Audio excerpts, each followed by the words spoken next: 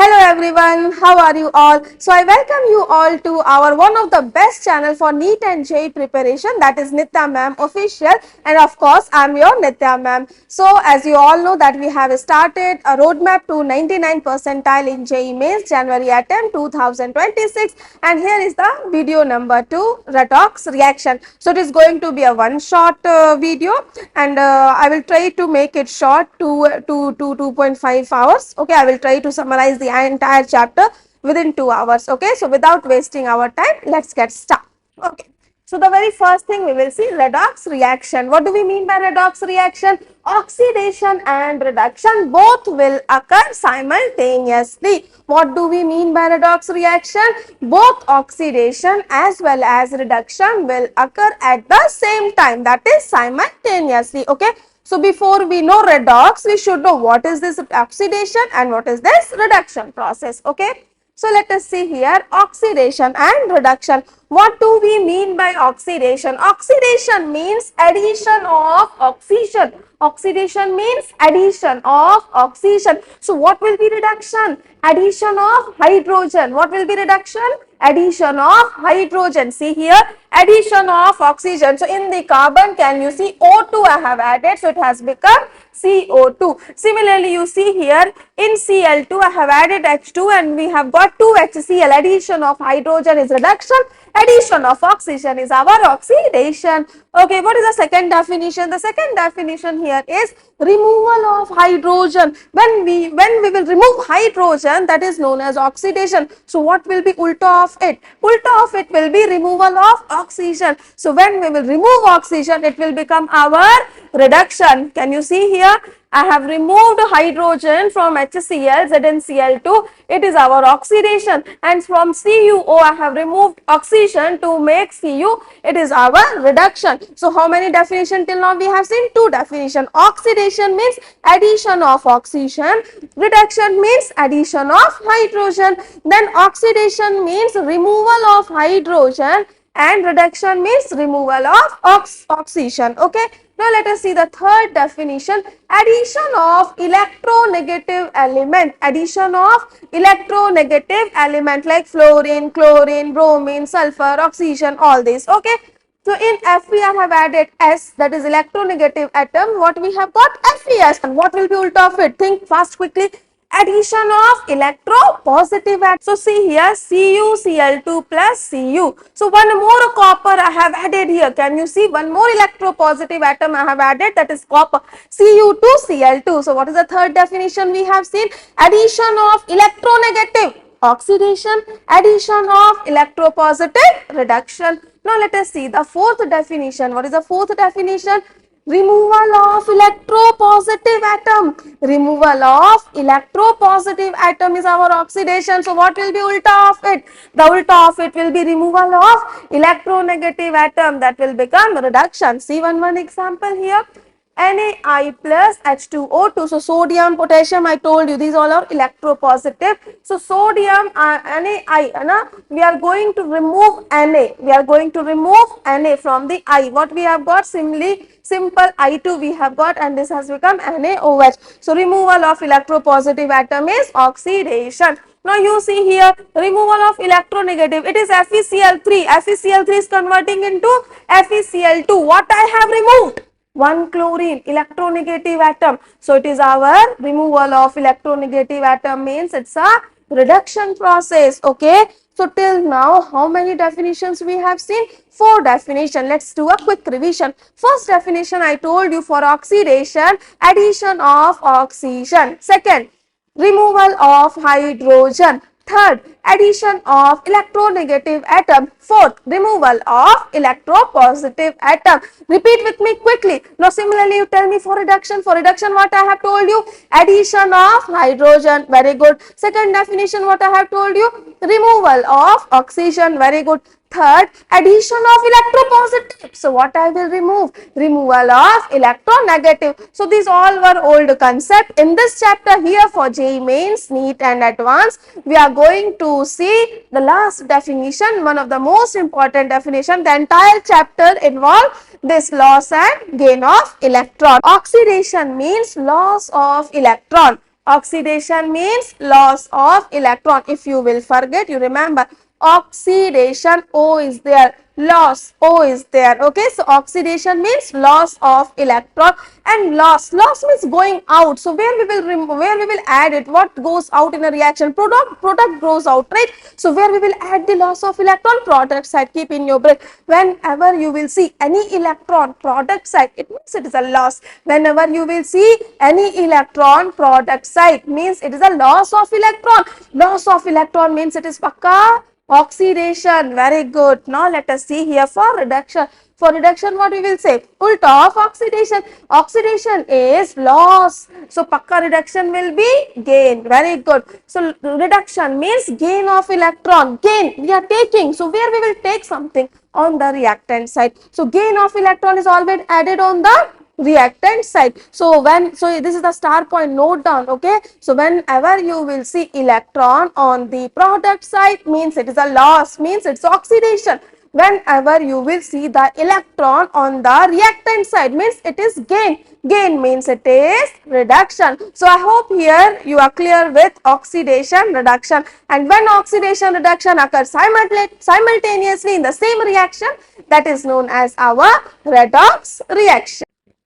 Okay, so let us see the next topic, that is oxidation state. What is oxidation state? Just have a look.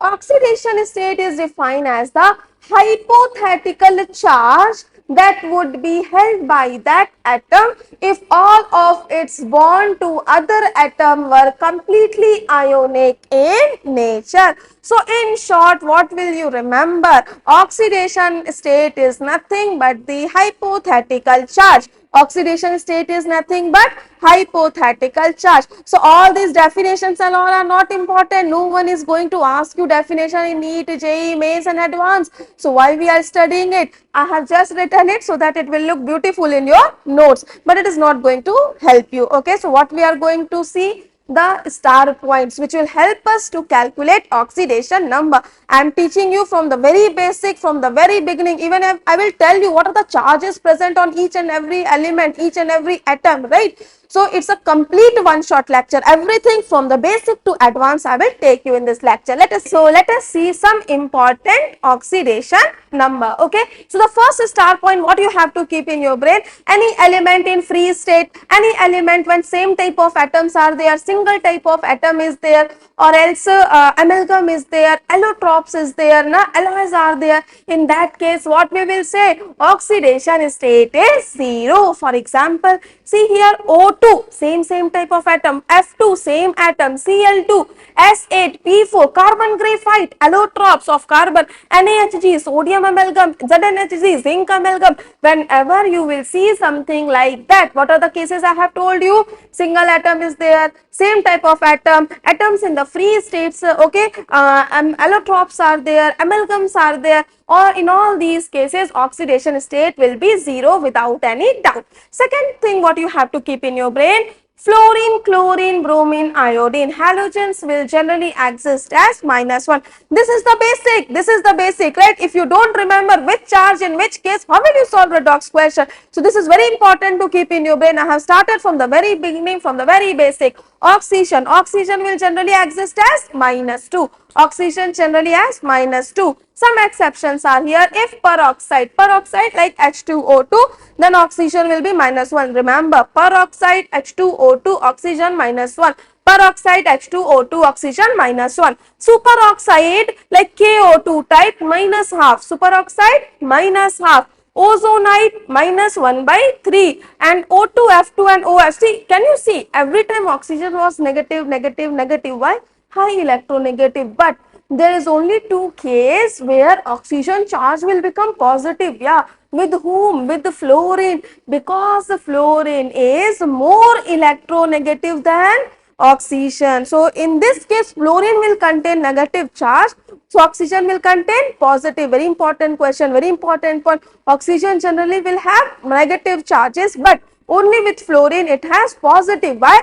Because fluorine is more electronegative than oxygen. What are these two cases?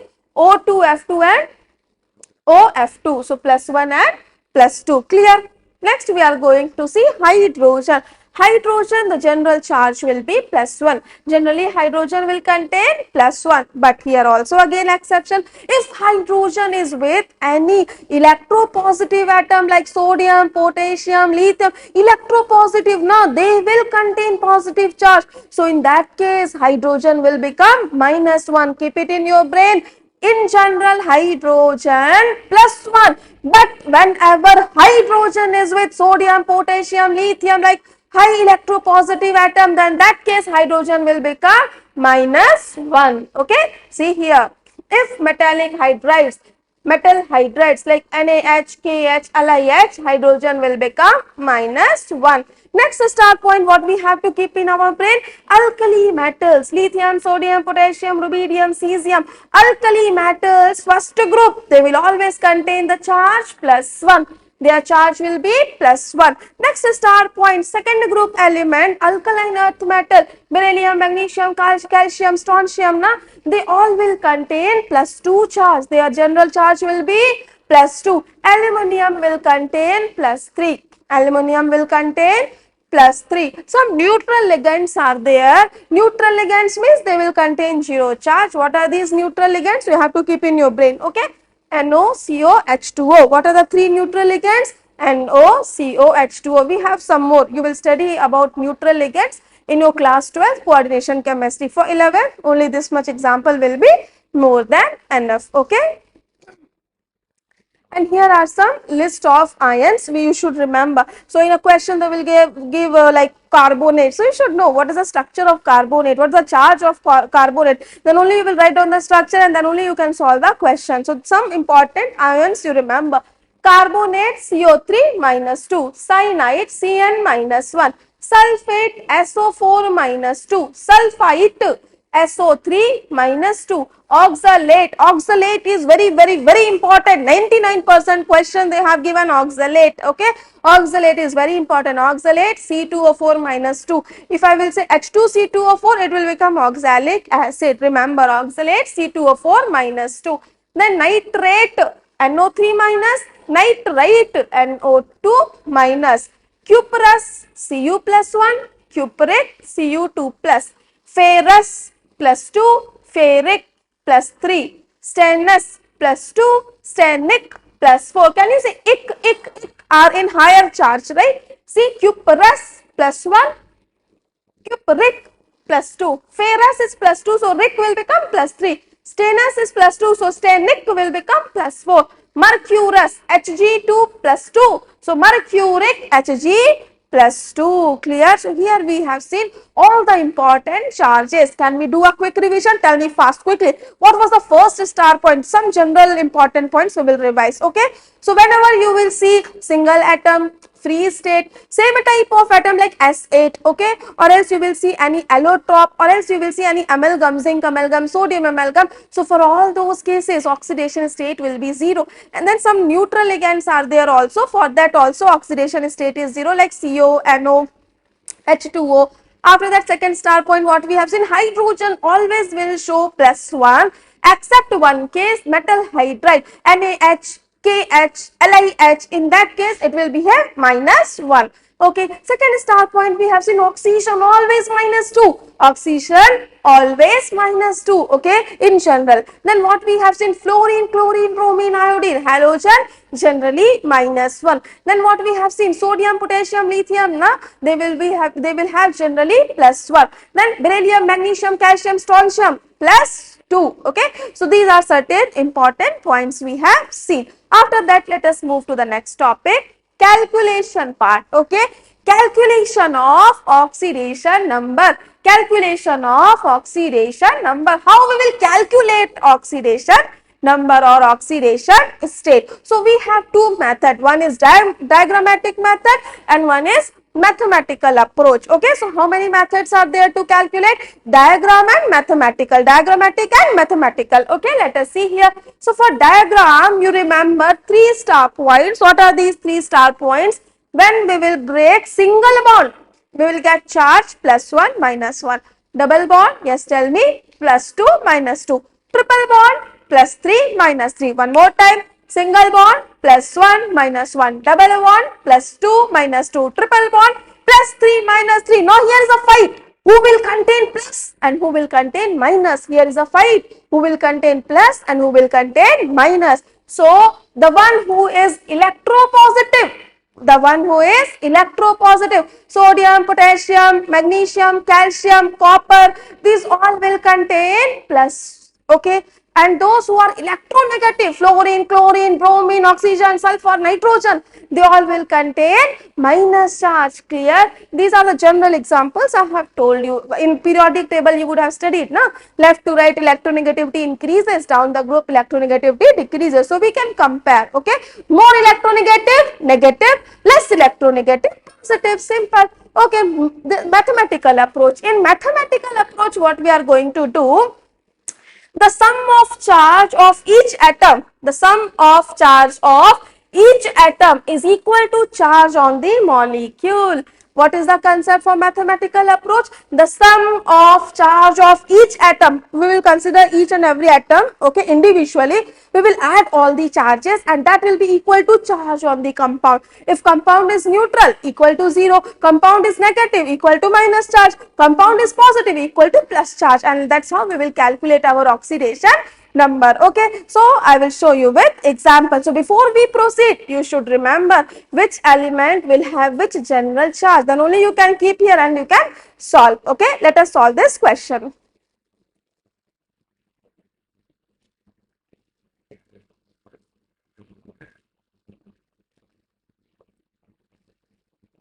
Okay, I have written here H2SO4. So first I will teach you with the help of diagram, then we will solve here with the mathematical approach. Okay, H2SO4, single atom always in the center. Those who don't know how to draw a structure, go and watch my short tricks for hybridization. There I have taught very nicely how to draw structures. Okay, single atom will be in the center. Who is single atom? Sulfur. Sulfur in the center.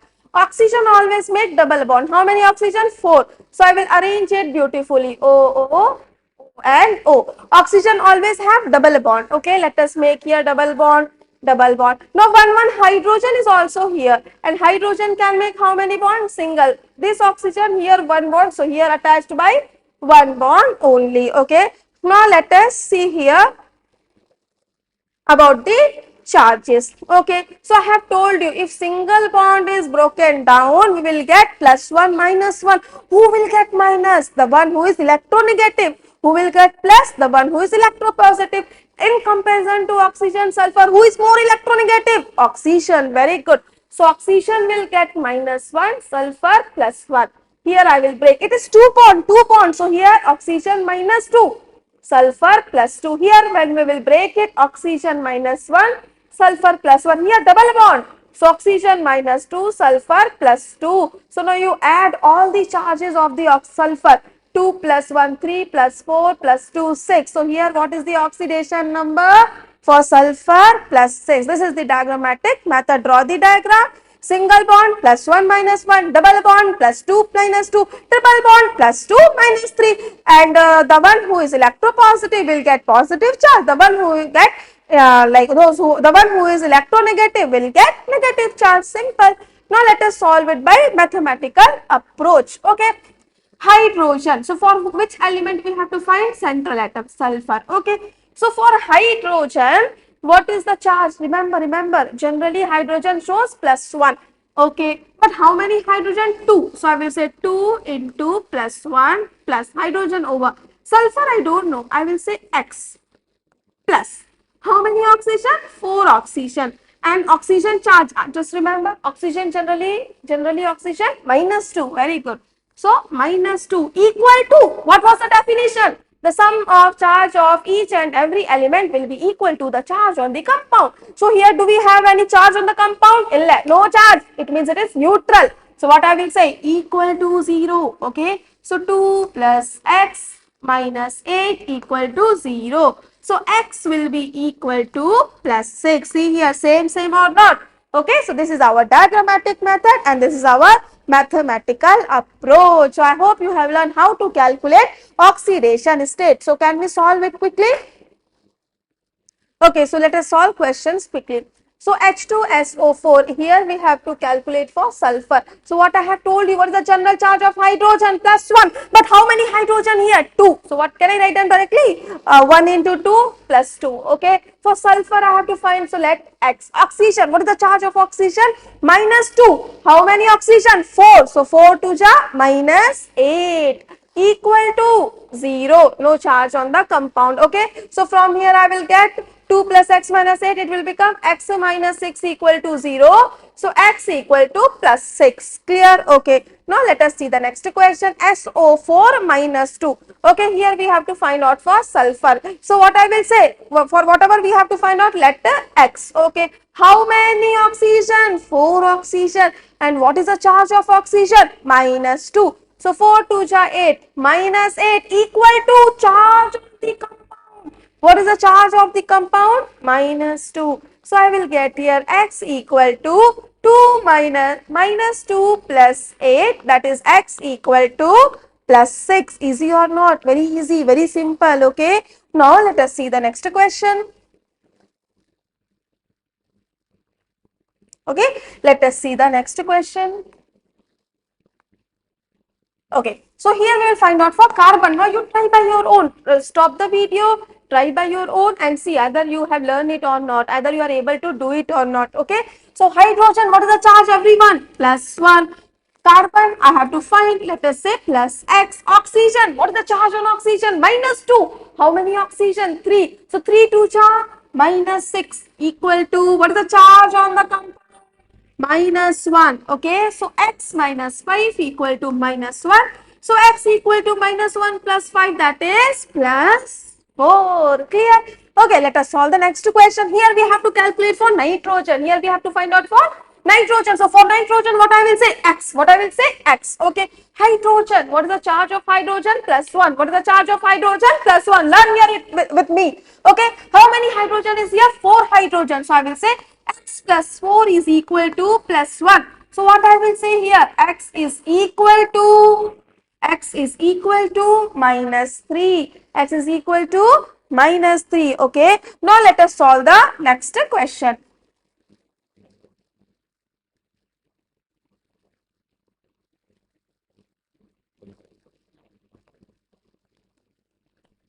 Okay.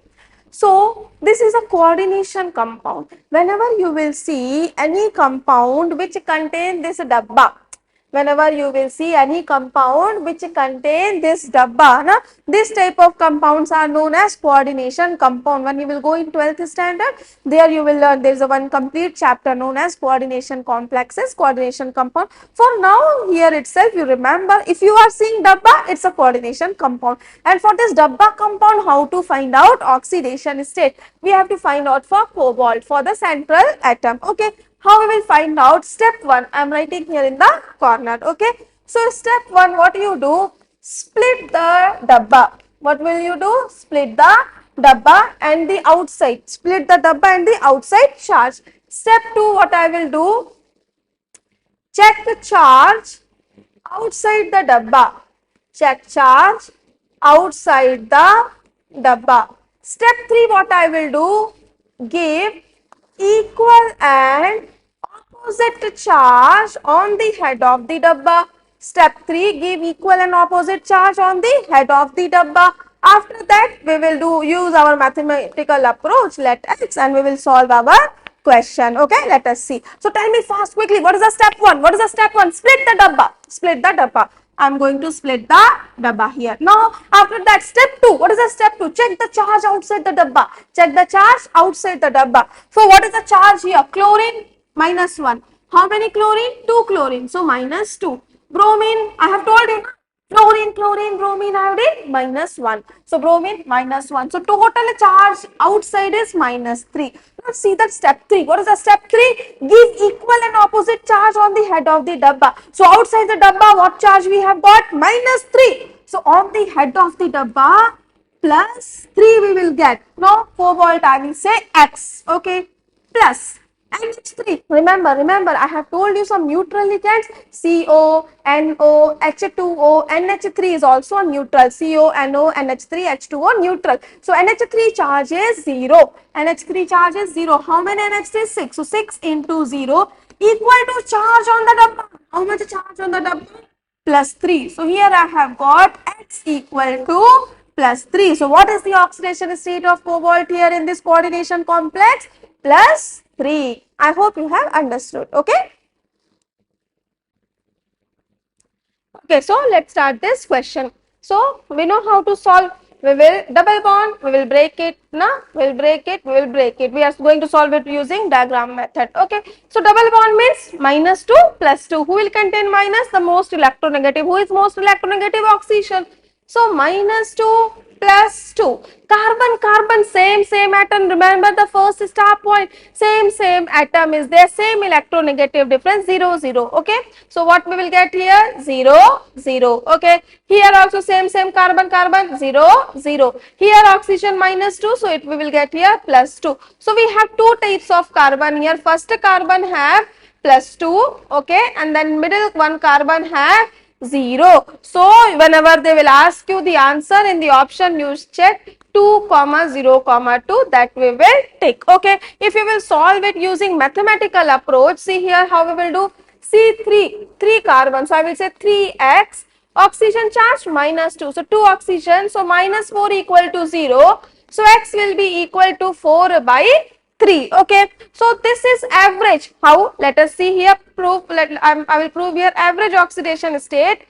2 plus 0 plus 2 and how many carbon? 3. That is 4 by 3. So there are certain examples where the mathematical approach will not work. Using mathematical approach, we will not get the exact oxidation number. We will get the average oxidation state. So here are certain examples that you have to keep in your brain as it is clear. Okay, let us solve the next question. CrO5, it has butterfly like structure, very important. Okay, CrO5, whenever you will see, what is the first thing should come in your brain? Butterfly like structure. So butterfly, so central atom chromium in the center, butterfly, so wings we have to create. So one oxygen on the top, okay, and then 4 oxygen remaining. So here and then we will attach it, right? So this is our butterfly like structure. Okay, so let us find out the oxidation state here. How we will find out? Break it.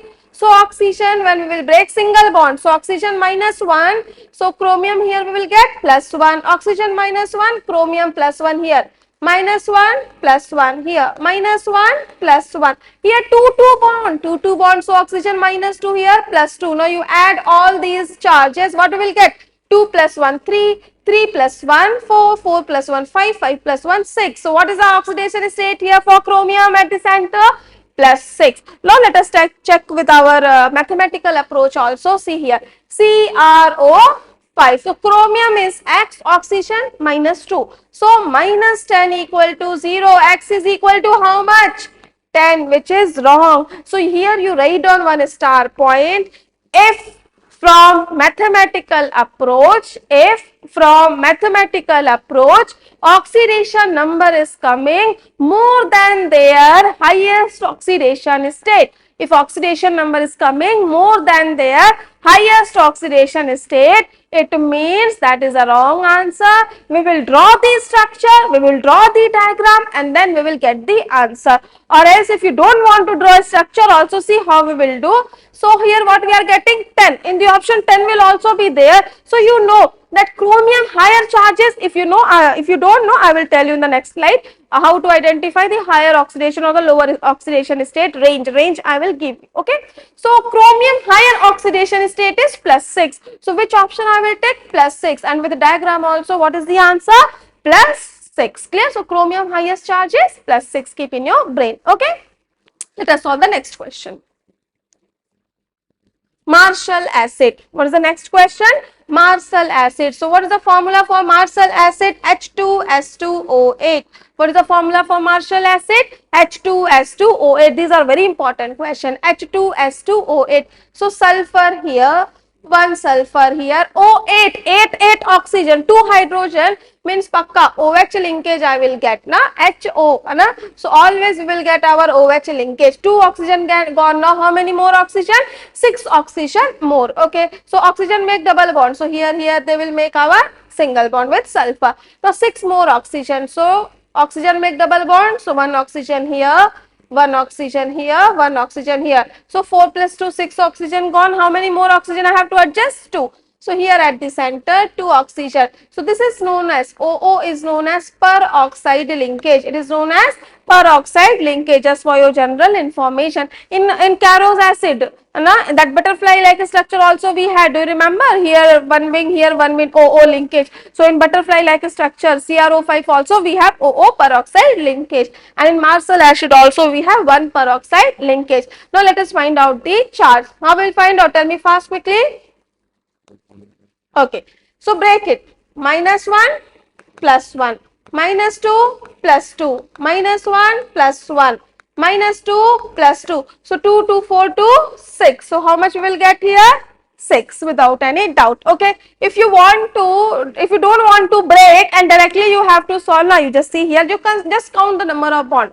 You just count the number of bond. How many bond? 1, 2, 3, 4, 5, 6, na, 2, 2 bond. So total 6 bonds. So what is the charge here? Plus 6. Okay, because everywhere oxygen, and oxygen is higher electronegative, so central atom will get plus charge only, and oxygen is making how many bonds? 6 bonds. So I have told you 1 bond means plus 1 minus 1, so 6 bond means minus 6 plus 6.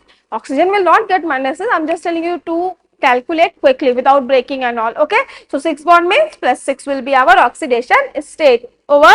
Okay, now let us move to the next question.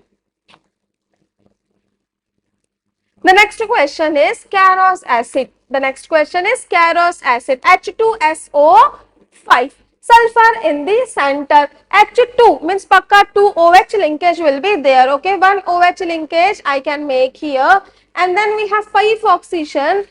1 oxygen here, double bond, 1 oxygen here, 3 gone, 2 more. So it means OO linkage and then OH. So here in Carros acid also we have 1 peroxide linkage. This question also they can ask in your JEE Mains, which of the following have peroxide, which of the following do not have peroxide linkage. So let us solve here. Can you solve quickly, fastly? No, I'm not going to break the bond. Now tell me, all are oxygen, oxygen, oxygen. So now everyone will give some charge. If same atom, that bond we will ignore, because same 0 charge. So how many bond? 1, 2, 3, 4, 5, 6. So what will be the charge here? Plus 6. Easy or not? Very simple, very easy. Okay, here oxygen charge will be how much? Here from this side it will be like -1. Okay, but because of this oxygen it will be 0. Same. Clear? Okay, now let us solve the next question.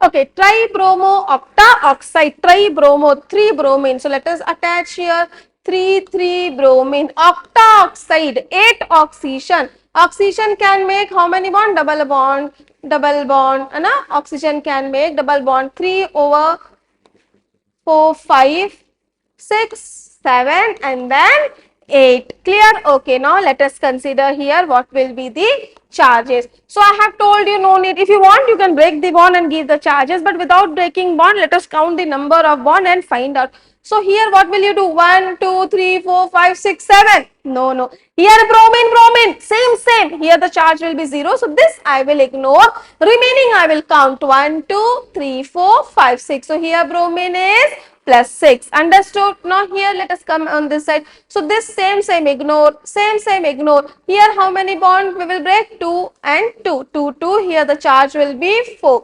Let us see here. Here again this bromine base, same oxidation state, 0, 2. Here we have got our plus 6. So which option will take? 6, 4, 6. Understood? Okay. Now let us move to the next question. Tetrathionate ion.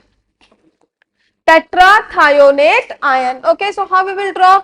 S4O6. Okay, sulfur we will have here. Okay, 4 sulfur. Okay, let us make here 4 sulfur, O6. Okay, so here O minus. Okay, 6 means 1, 2, 3, 4, 1, 2, 3, 4. Okay, so 4 plus 2, 6. So this is our structure of tetrathionate ion. Okay, now let us find out. So now you tell me fast, quickly you tell me fast. See here, closely you see. S, same, ignore this bond. Same, ignore this bond. Count other bond. 2 to 4, 1, 5. What will be the charge here? Plus 5. Now let us see here. Okay, S, same, ignore S, same, ignore. Here the charge is 0 for this sulfur. Third sulfur. S, same, S, same, both side ignore. Here also the charge will be 0. Now let us see here. S, same, this bond ignored, but 2, 1, 3 and then 2, 5. Okay. So here we will get our 5. So what will be the answer? 5, comma 0, comma 0, comma 5. So I hope you have understood all these important examples where we can't find out our oxidation number using the mathematical approach, because it will give the average oxidation state, okay, not on the each and every individual atom. So all these are the cases where we will use diagram approach and then we will solve the question. So all these 6, 7 examples, whatever I have taught you, please keep it in your brain. These are most important, highly asked questions in the exams. Okay, finally, so let us see the next question.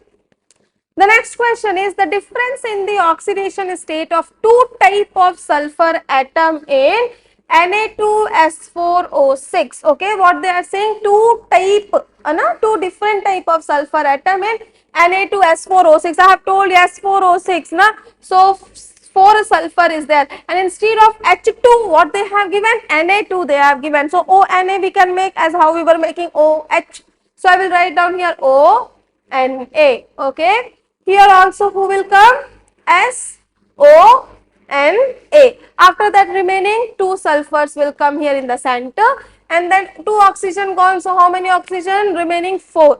So 1, 2, 3 and then 4. Okay, so let us find out the oxidation state. So no need to break the bond and make the diagram dirty. What we will do here, directly count the bond and then write out. So S, same, ignore it. So 2 plus 1, 3, 4, 5. So here what we are getting? Plus 5. Okay, sulfur, same, both bond ignored. Here it is 0. Same, both bond ignored. Here similarly, same as the previous question. Instead of that was iron, hydrogen or sodium was removed. Here they have attached. Simple, same question only. Here same ignored. So 2 plus 1, 3, 4, 5. Here we have got plus 5. So what are the two type of sulfur atom here? One sulfur atom has 5 and one sulfur atom has 0. So what is the difference they are asking? They have asked in JEE Advanced. So the difference will be 5 minus 0, that is 5. Don't say ma'am 5 minus 5, 0. No. They are asking difference between two different sulfur atom. Okay. So one type is 5 oxidation state, one type is 0. So 5 minus 0, 5 will be the right answer. Fine. Okay.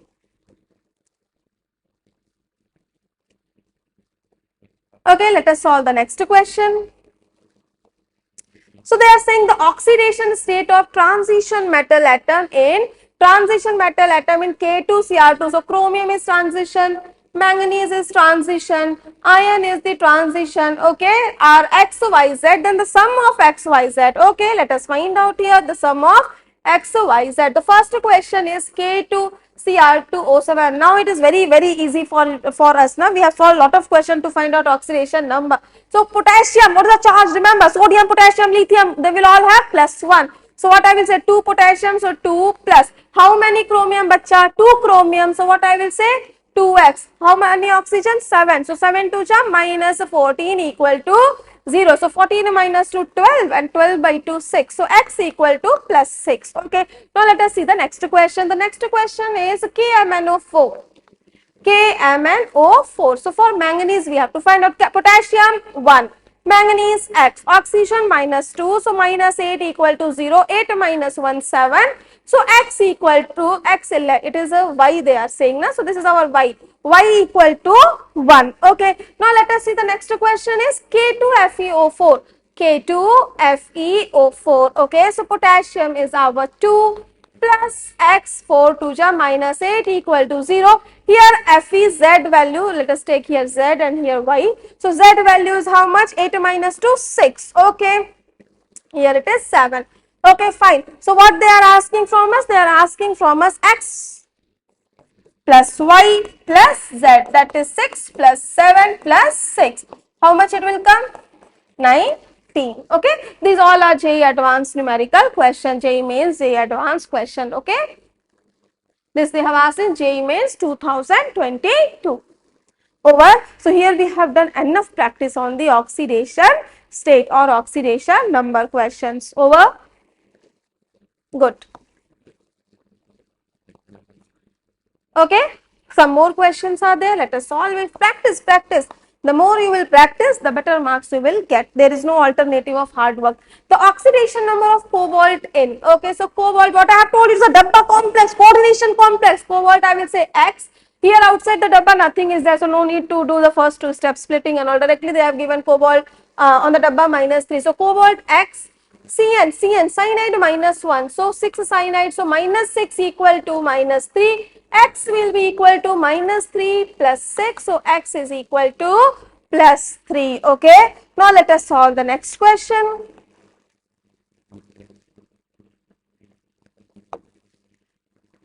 Okay. The oxidation number of sulfur in H2SO5. H2SO5, do you remember? It is not from the general question, na? H2SO5. It is from that.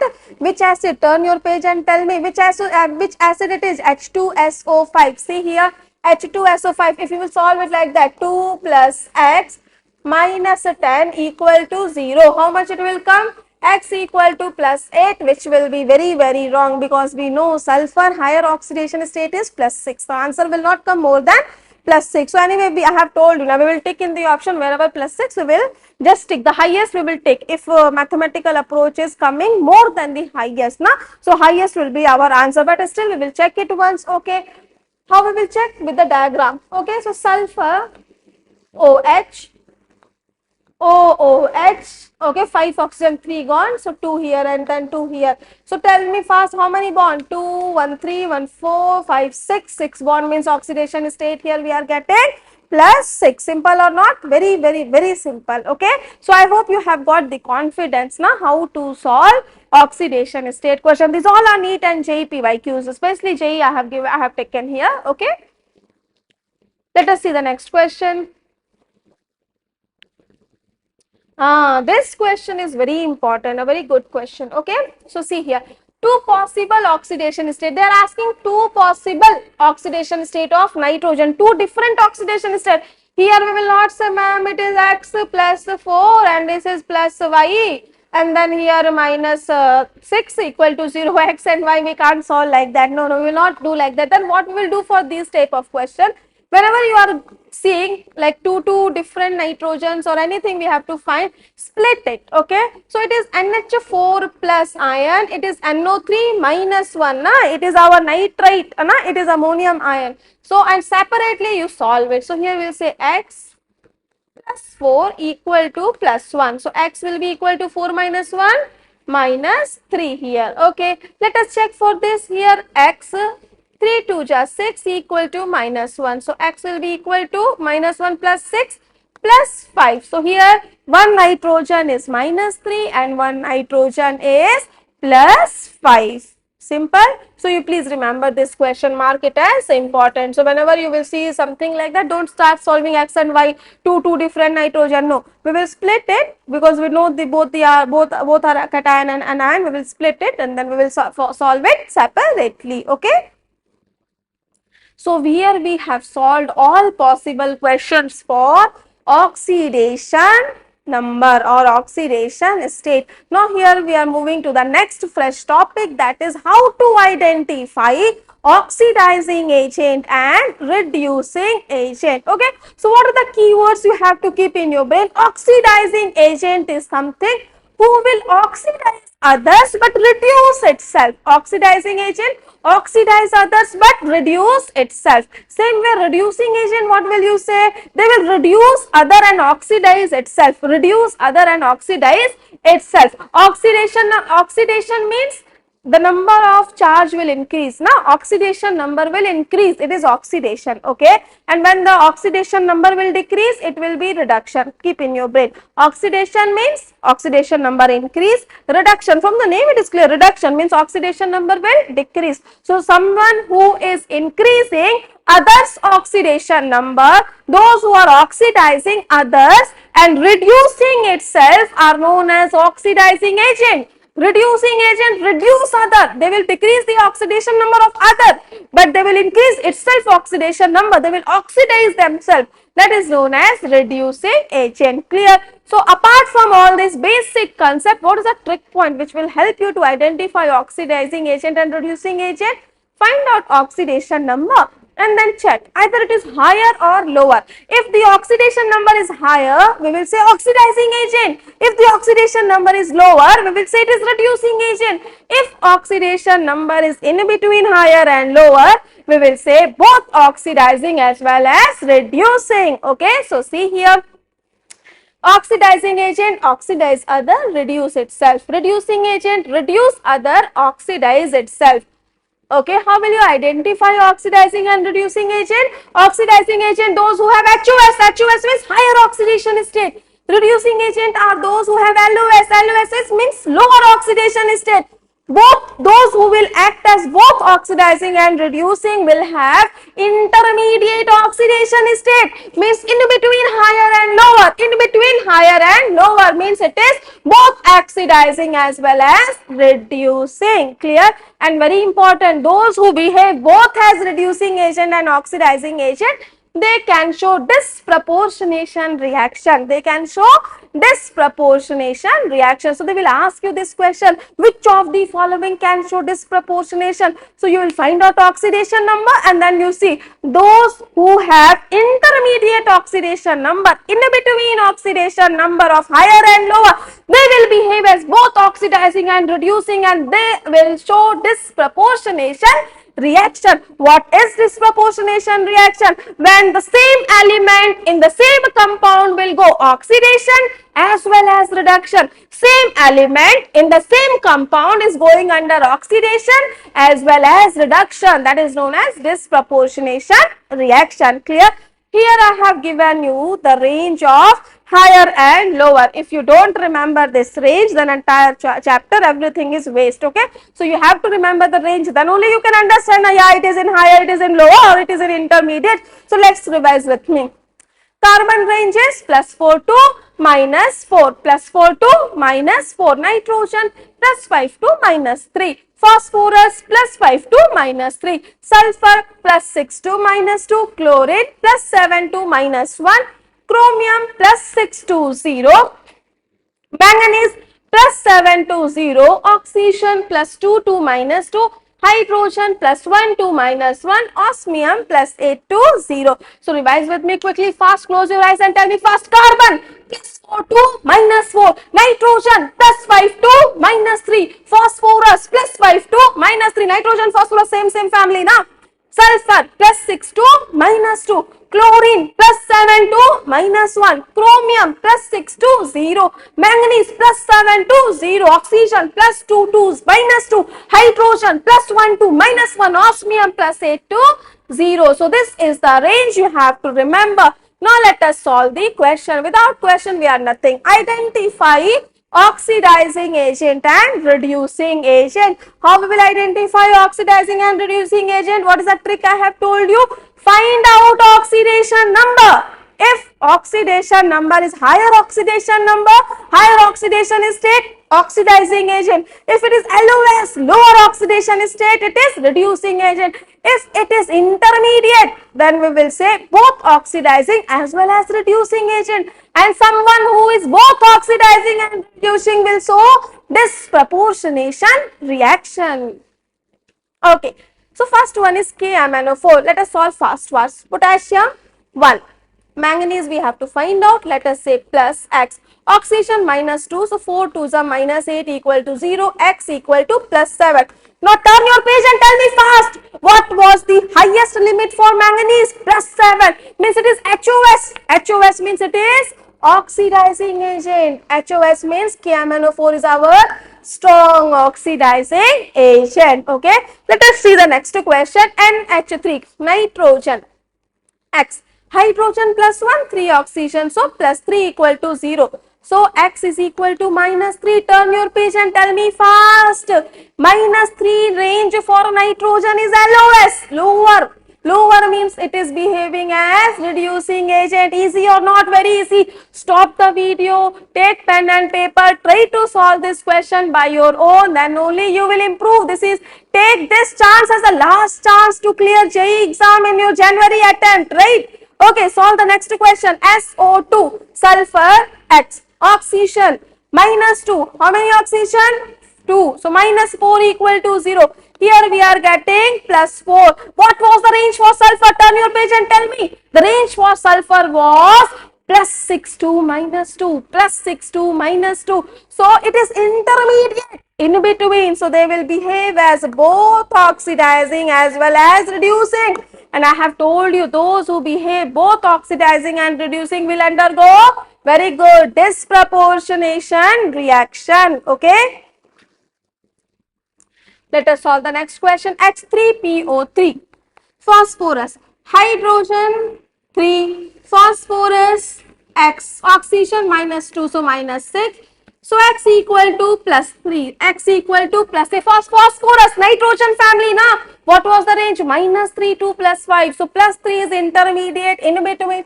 So both reducing plus oxidizing agent. pH3, do it fast, quickly. So phosphorus X, hydrogen plus 3 equal to 0. So X equal to minus 3. Phosphorus range is plus 5 to minus 3. Minus 3 is LOS. Means it is reducing agent, right? After that, HClO4. HClO4 chlorine, okay? Hydrogen 1 plus X minus 8 equal to 0. X equal to plus 7. Plus 7 is HOS. Means HClO4 will behave as oxidizing agent. Clear or not? Very simple. HNO3. 1, nitrogen, X minus 6 equal to 0, X is equal to plus 5. Turn your page and tell me what was the range for nitrogen. Minus 3 to plus 5 is HOS. HOS means, bacha, it is a oxidizing agent, right? Let us solve the next question. H3PO4, 3 plus X minus 8 equal to 0. X is equal to plus 5. Plus 5 means HOS. It will also behave as oxidizing agent. Okay, so let us see the next topic, that is application of oxidation number. Okay, so more the oxidation number, more will be acidic strength. So they will ask you question in your NEET and JEE exam that arrange the increasing order of acidic strength, arrange the decreasing order of basic strength. So how we will solve? We will find out the oxidation number. If oxidation number is more, acidic strength will be more and basic strength will be less. So what is the application? Oxidation number directly proportional to acidic strength but inversely proportional to basic strength. See here, directly proportional to acidic strength, inversely proportional to basic strength. Let us solve one question. Arrange decreasing order of acidic strength. Okay. So please remember all these names. Now in your NEET and JEE exam, they will ask you in hyperchlorous acid, chloric acid. If you don't know what is hyperchlorous, chloric, over, game over. Even though you know how to calculate the charges, you don't know the name, you don't know the formula, how will you solve? 4 marks gone. So please you remember these 4 names, it is very important. Hypochlorous HClO. Let us find out for chlorine. 1 plus X minus 2 equal to 0. So here we will get X equal to plus 1. Okay. Here HClO2, chlorous acid, HClO2. So 1 plus X, 2 to the 4, minus 4 equal to 0. So 4 minus 1, 3. So here I am getting X equal to plus 3. Next here HClO3. So 1 plus X, 3 to the 6 equal to 0. So chloric acid is HClO3. So X is equal to plus 5.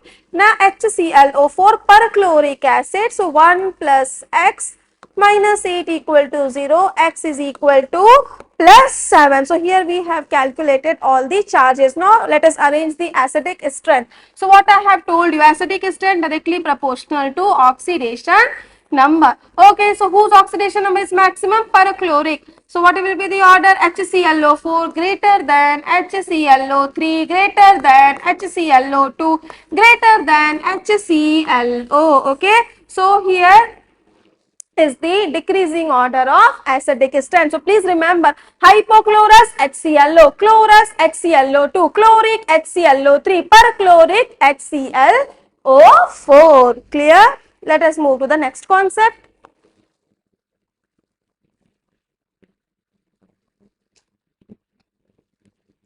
Identify oxidizing agent. Identify oxidizing agent. So what I have told you, oxidizing agent will oxidize others and reduce itself. Okay, so see here, let us check for carbon. So carbon is single atom. Now single atom is charge will be 0. Remember the basic things. Okay, here it is x, oxygen minus 2 equal to 0. So here x is coming, oxygen is coming 2. So here 0 2 plus 2, 0 2 plus 2. What is happening? 0 2 plus 2, oxidation is happening, right? So it is itself carbon oxidizing, means here carbon is behaving as reducing agent. So pakka here H2O is our oxidizing agent. Okay, even though if you want to check also, check here.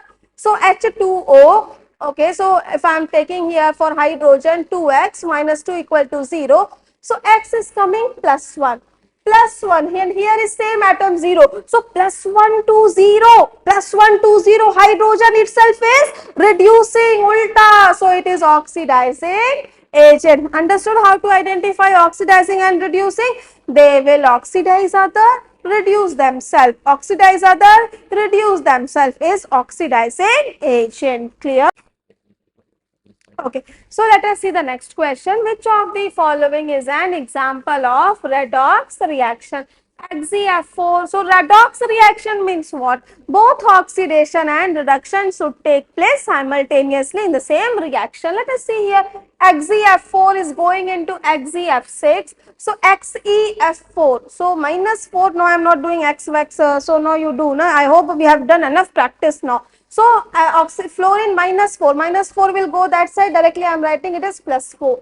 Here fluorine minus 6. So it has become plus 6. So here xenon plus 4 to plus 6 oxidation. So XeF4 is undergoing oxidation. Okay. So it will behave as reducing agent, right? Okay. Now O2F2. Let us see here O2F2. So oxygen 2x, fluorine minus 2. So here oxygen is plus 1 and here oxygen is 0. So now you see here plus 1 to 0 reduction. No? The number have reduced. So it is reduction. So can you see in the same question oxidation and reduction happening together? So it is a redox reaction. Even our first option itself we have got the redox. Let us check the second also for you. XeF6. So here fluorine okay plus 6. Here XeOF4. So here x minus 2 and minus 4. Here also plus 6 to plus 6. No change. No change means nothing has happened here. Maybe here H2O to HF something would have happened. No need to change. We want both oxidation and reduction simultaneously. Okay. So will you be able to check all the 4 options? Okay, good. Now let us move to the next question.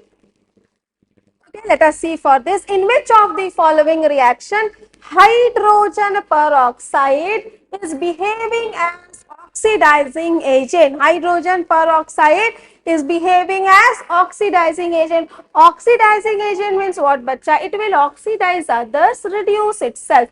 Oxidize others, reduce itself. Okay, so let us see here. Oxidize others. Na? So see, either it is oxidizing others or not. Here iodine is 0. So here iodine is going into I minus. So 0 to minus 1 bacha, reduction. Oxidizing agent means it should oxidize others. Na? No. Here it is happening reduction. So pakka it is behaving as it is behaving as reducing agent, right? Because it is reducing others. Reducing agent. Okay. Let us see the next case. PbS H2O2. Okay. PbS. Okay, so let us find out here sulfur. So here sulfur is minus 2, Pb will be plus 2. Okay, let us see the change here for this sulfur. So 2 plus x, 4 2 ja minus 8 equal to 0, so plus 6. So here sulfur minus 2, 2 plus 6, what is happening? Oxidation, the number is increasing from minus 2 plus 6. Oxidation means here H2O2 is behaving as oxidizing agent. So what will be the answer? Second option will be our right option. Let us check the third one also. Okay, let us see the third one also. MnO4. So here 4 2 ja 8, 8 minus 1 here plus 7. And here manganese 2 2 ja 4. Okay, so here 7 to 4. 7 to 4, what is happening? Reduction, bacha. Reduction means this is behaving as reducing agent. Okay, let us see here HOCl, chlorine. Let me check. Okay, so here plus 1, minus 2. So it will be minus 1. That side it will go plus 1.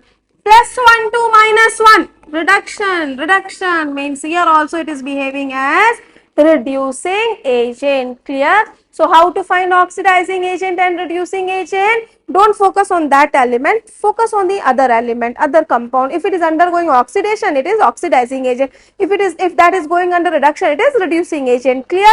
Okay, fine. Let us move to the next concept.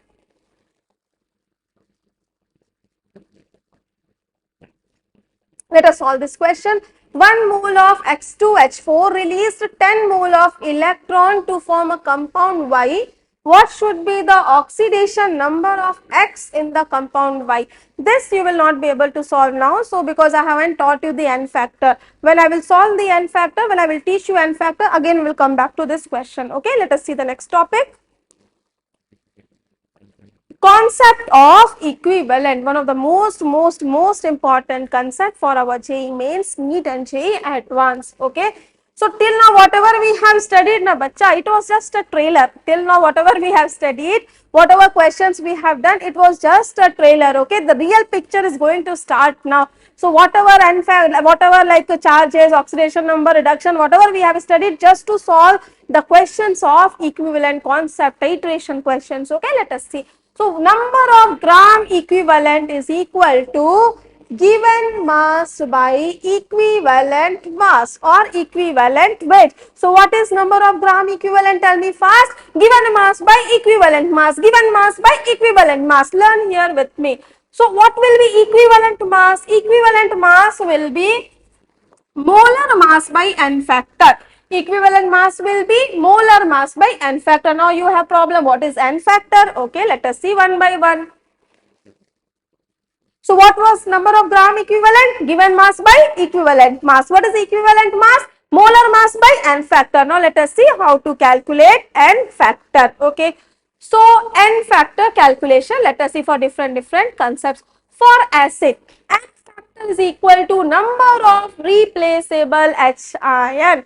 For acid, what is N factor? Number of replaceable H ion. Number of replaceable H ion, and that is only known as basicity of that acid. Let's say if an acid have two replaceable H ions, so N factor will be 2, okay, and basicity will be also 2 for that acid. Clear? One very important point, all the H ion is not replaceable. All the H ions are not replaceable. Which H ion we can replace? Only acidic H ion. Which H ion we can replace? Only acidic H ion. And what is acidic H ion?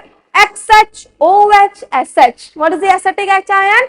XHSHOH. Hydrogen with halogen, hydrogen with sulfur, hydrogen with oxygen are the 3 example of acidic hydrogen. Only these are replaceable. Only this we can replace. Okay, let us see the next. Let us see some questions on this concept. Okay, so they are asking, they have given one reaction, H2SO4 reacting with NaOH. So what we are getting? Na2SO4 plus H2O. Now you tell me, H2SO4 is acid, NaOH is our base. So from this acid, How many hydrogen ion is replaced? How many hydrogen ion is replaced? 2. So what will be the N factor here? 2. Very good. Now let us see the next question. Try by your own. H2SO4 reacting with NaOH. So we are getting NaHSO4. How many hydrogen is replaced? Only one. One is as it is. So here in this question, the N factor of H2SO4 will be 1. Very good. Okay, so let us solve the next question. H3PO4 plus NaOH going into NaH2PO4 plus H2O. This is our first case.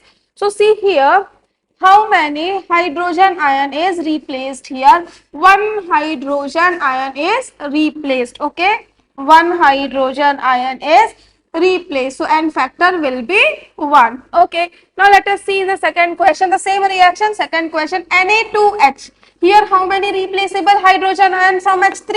2. So here N factor will be 2. Now last you see Na3PO4. Tell me fast quickly. You should solve by your own. Okay, then only you will learn. H3, 3 hydrogen is replaced. So N factor will be 3 here. Clear? Okay. Now let us see oxyacids of phosphorus. Now let us see oxyacids of phosphorus. Okay. So you remember whenever we are saying oxyacids of phosphorus, P double bond O will be there. Pakka. So H3PO4. So P double bond O. P double bond O. I am drawing the structure here. Why? Because what will you do? You will say, ma'am, H3PO4, H3PO3, H3PO2, H3, H3, H3, 3 hydrogen. So maximum N factor can be 3 hydrogen. No, but all the hydrogens are not replaceable. That is why in the definition I have told you N factor of acid is equal to number of replaceable hydrogen. And which hydrogen can be replaced? Acidic hydrogen. Who all are acidic hydrogen? XH, SH, OH. Hydrogen with halogen, hydrogen with sulfur, hydrogen with oxygen. Okay, so let us see which is replaceable hydrogen ion here. H, 3PO4, 1 oxygen gone, 3 hydrogen and 3 oxygen remaining. So 3,3 OH linkage. So this OH I have told you XH, SH, OH. Only these 3 are replaceable. So how many replaceable? 3. So here N factor will be 3 for H3PO4. Now let us see here H3PO3. Those who will write down 3, they will make a mistake here. Let us see H3PO3. 1 oxygen gone. How many oxygen left out? 2. So 2 oxygen will make OH, OH, and how many hydrogen? This one hydrogen will come here. Now you see here, this hydrogen is pH. pH is not acidic hydrogen. Not acidic hydrogen means not replaceable. So how many OH, OH? 2. 2 replaceable hydrogen. So N factor here 2. So what will be H3PO2 N factor? Very good. You are thinking it correctly. It will be 1. Let us check how. Only 2 oxygen. So 1 OH linkage and remaining 2 hydrogen will be attached. pH is not our acidic hydrogen. How many acidic hydrogen?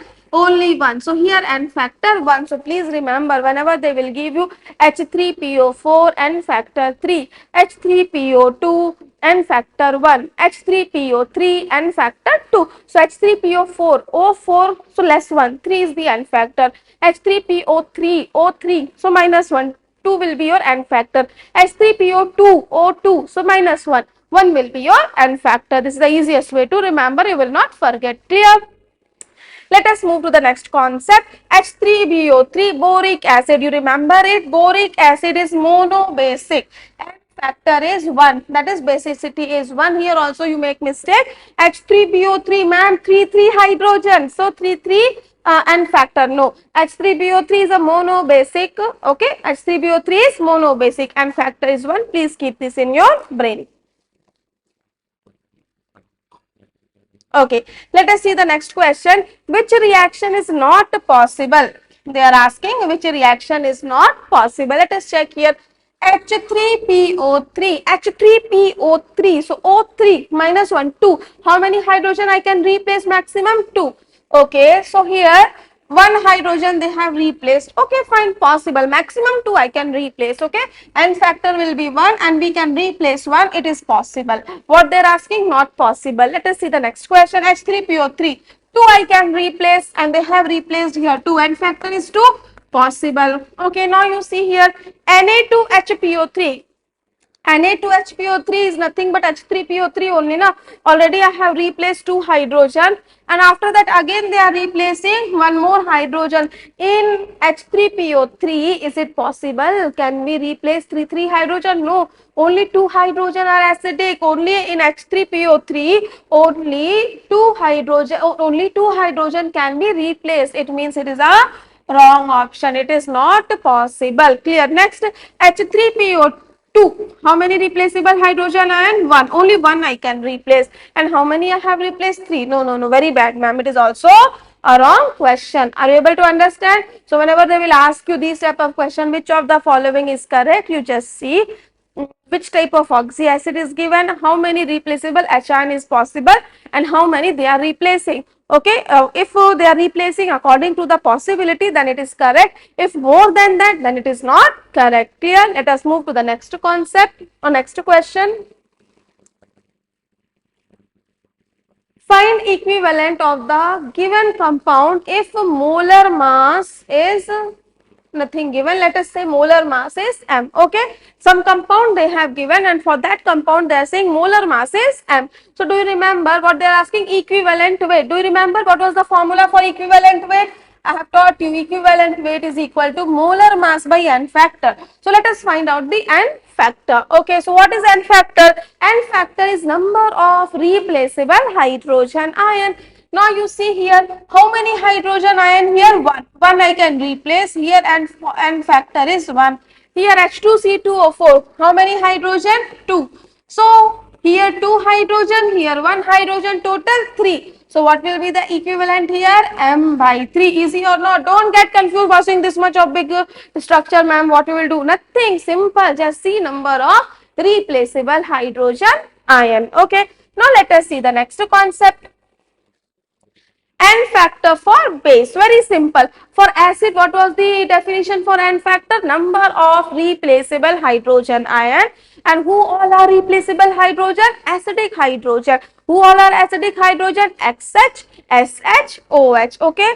So now let us see about the base. So for base, what will you remember?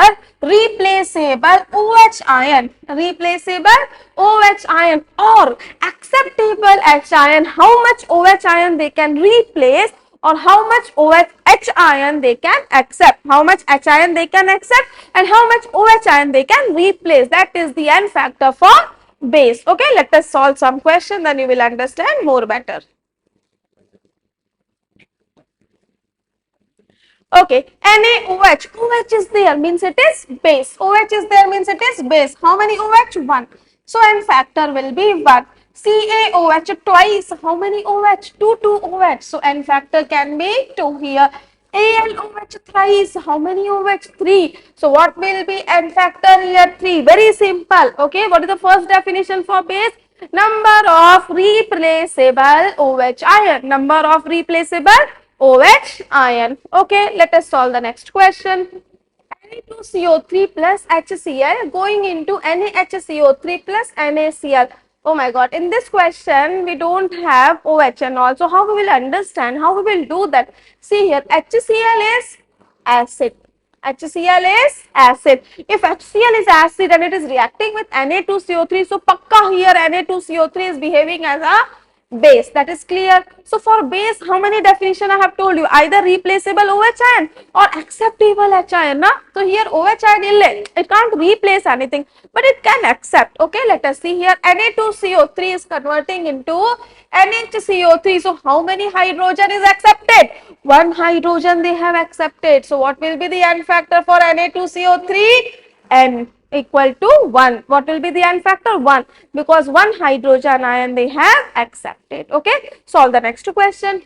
Na2CO3 is converting into H2CO3. How many hydrogen ion they have accepted? 2 hydrogen ion. So what will be the N factor for Na2CO3? 2. Clear? So I hope you have understood how to calculate N factor for acid and base. Okay, so now let us see the N factor for salt. How will you find out for salt? You will see it should have, the salt will be formed from strong acid or strong base, weak acid or weak base. Acid or base should be there in the salt, that is cation or anion should be there. So what is the N factor for the salt? The charge on cation or on anion, not both, okay? The charge on either cation or anion, okay? And that will be always equal. So let us find out N factor for salt. So what is the definition for N factor for salt? Charge on cation or charge on anion.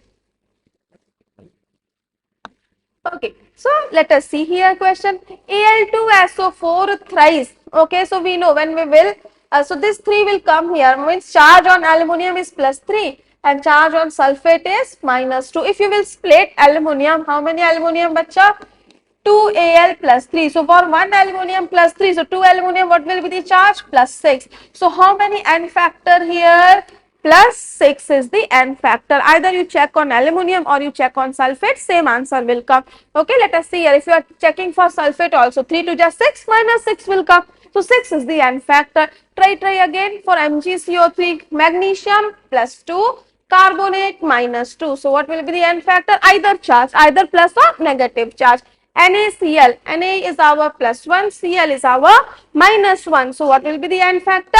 1. Either you take cation charge or you take anionic charge. Clear? So let us now move to the next concept, that is N factor if only oxidation take place. N factor if only oxidation take place. So only oxidation or only reduction, same type is happening, only oxidation or only reduction. So what we will do, if oxidation, we will say N factor is equal to, for, do you remember, oxidation O means loss of electron. So in case of oxidation, N factor will be equal to loss of electron, but in case of reduction, N factor will be equal to gain of electron. Very simple, oxidation, loss of electron, reduction, gain of electron. Let us see here.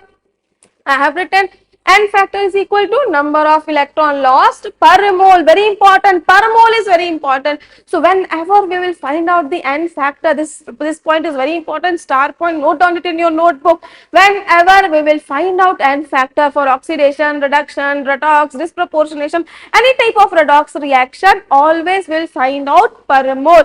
Loss of electron per mole, gain of electron per mole. Okay. So let us find out here. So what is the formula for finding N factor? Change into number of atom. How to find out change? Higher charge minus lower charge. Why we are doing higher minus lower? Because we have to take the mod value. Okay. So higher charge minus lower charge into number of atom in that compound for which we have to find out the N factor. Very important. Number of atom doesn't mean the full. Okay. So here number of atom means number of that atom for which we are calculating N factor, number of that atom for which we are calculating N factor, and that atom will be in the compound. It is not related to the coefficient. Clear? Okay, let us see here. Okay, so what is the formula? Higher charge minus lower charge into number of atoms. See here. So KMnO4 is going into Mn. So let us check the charge on Mn here. So 4 to no, I'm not going to take X vex. Okay, you do by your own. I have taught you so many questions. So 4 to it minus 8 plus 1. That side it will go. It will become plus 7. So plus 7 is going into plus 2. So how to find out N factor? Change into number of atom. Change means higher minus lower. 7 minus 2 into how many atom in this compound for Mn? 1 atom. So into 1. So what is the N factor here? 5 is our N factor for this question. Understood how to find out N factor for any compound? Just see the charges both sides, subtract higher minus lower into number of atom in that compound. That's all. And we will always calculate N factor per mole. We will always calculate N factor per mole. If it is 2 mole, multiply by 2. 3 mole, multiply by 3. Clear? Okay, let us see here. Next question. Next question, try to do by your own quickly. Okay, see here, KMnO4. So just now I have told you for Mn it will come plus 7. 4 to 8, 8 minus 1, 7. Okay, so Mn KMnO4 in base, weak base or alkaline neutral medium, it is going into Mn plus 4. So how to find out N factor? Tell me fast. Higher charge 7 minus lower charge 4 into number of atom of manganese 1 only, na?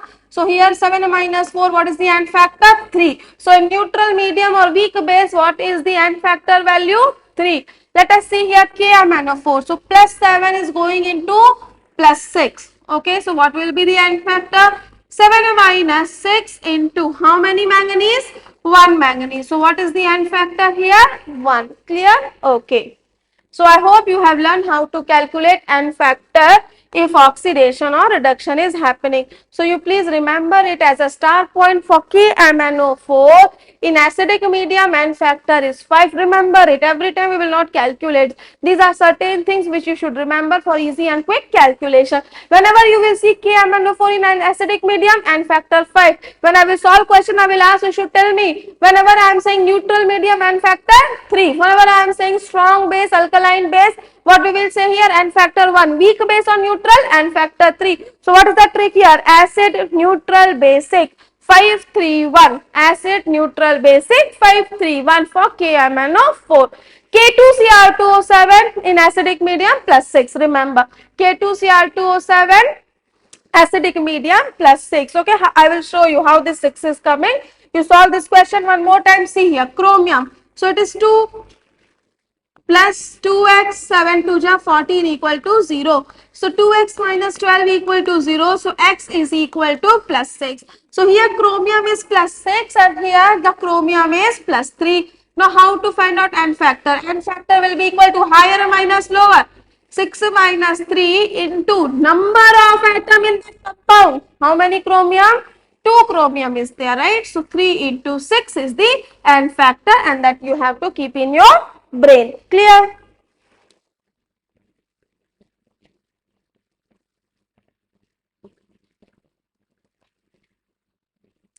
Okay, let us solve this question. Find out equivalent weight of CUS in the given question. Okay, we have to calculate for CUS. So our entire focus should be on CUS. Don't start saying KMnO4 change all. No, CUS. Okay, so sulfide minus 2, so it will be plus 2. So copper plus 2 to plus 2, no change, ignore copper. Whom we will focus? Sulfur. Sulfur is causing some change. So sulfur minus 2 is going to something, let us check here.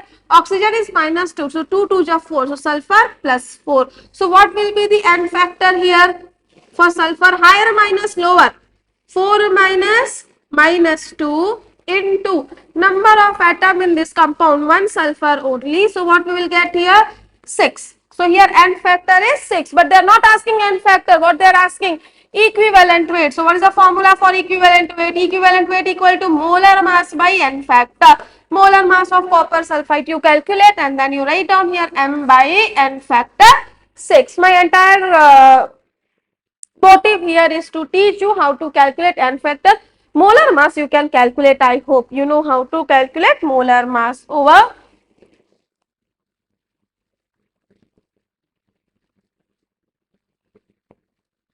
So here I have written some important summary. Please remember it. So KMnO4 in acidic medium and factor 5, neutral medium and factor 3, basic medium and factor 1. K2Cr2O7 acidic medium always 6. These K2Cr2O7 and KMnO4. Mn is in plus 7.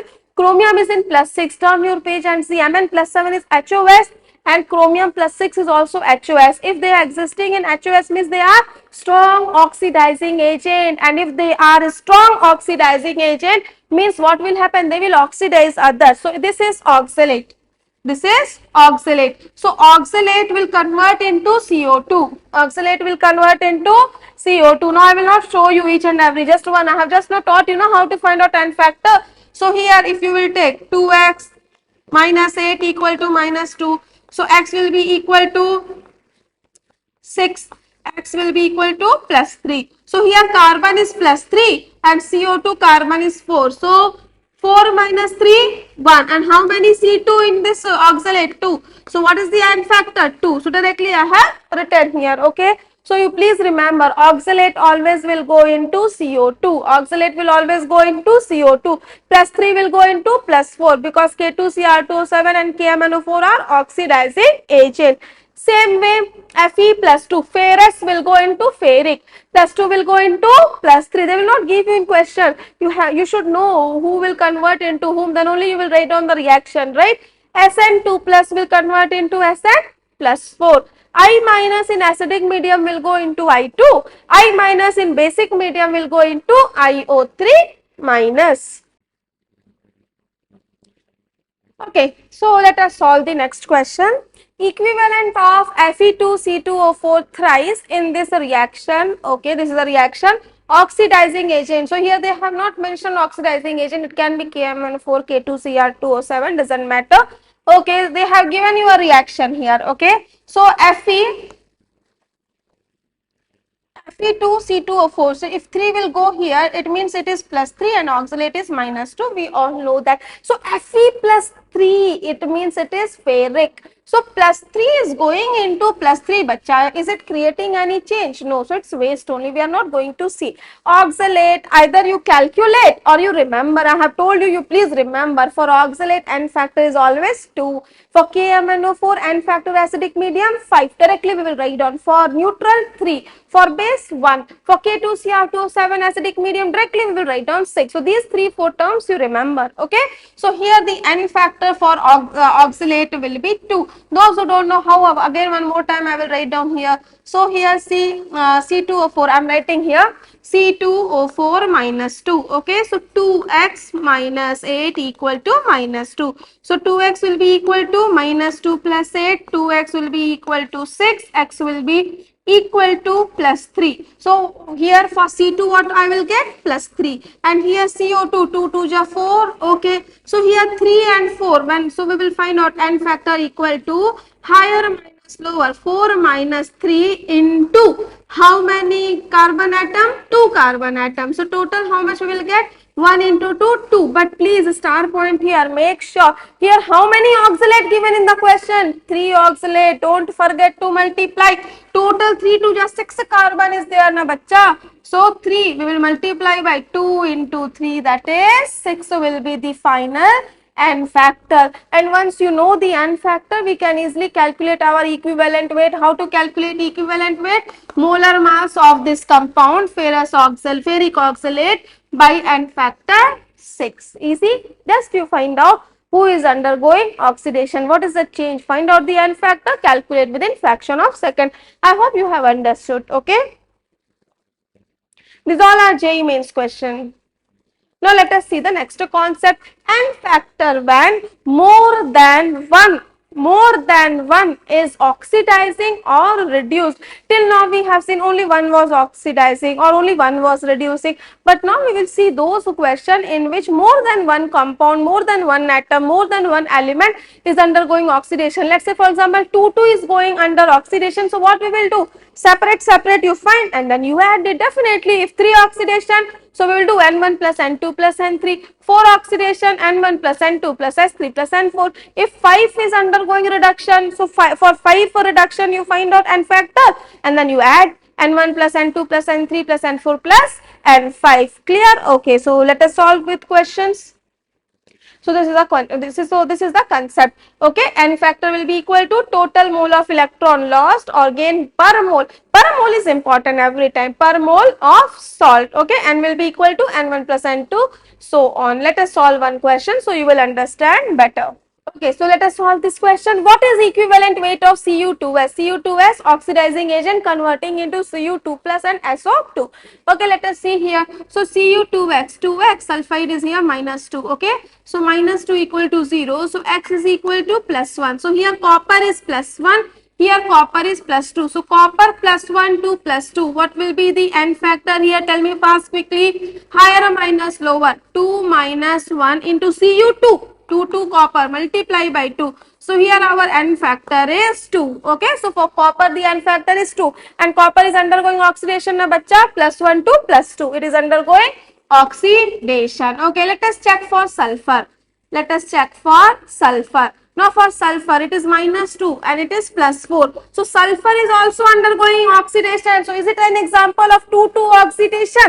So what we will do? Now let us find out for sulfur. N factor higher 4 minus lower -2 into how many sulfur? Only one sulfur multiply by 1. So here N factor is 6. Okay, so N1 is 2, N2 is 6. So what will be the total N factor? 2 plus 6, that is 8. So what will be equivalent weight? Molar mass by N factor total, that is 8. Simple or not? Very simple. Just do higher minus lower into number of atom. This is the easiest way to find out N factor. No need to check gain, electron, nothing. No need to write down balanced chemical equation. Clear? Okay, let us see the next question. Find out equivalent weight of SnC2O4 in the reaction with KMnO4 in acidic medium. As soon as you are seeing KMnO4 in acidic medium, what will be the N factor? 5. Very good. I have taught you acidic medium 5, basic medium 1, neutral medium 3. Okay. So what they are saying, KMnO4 in acidic medium is reacting with whom? SnC2O4. Okay, so we know that for KMnO4 acidic medium N factor will be 5. Directly I can write down. Now for SnC2O4 I have to find. So I have told you bacha, oxalate is -2. So Sn will be +2.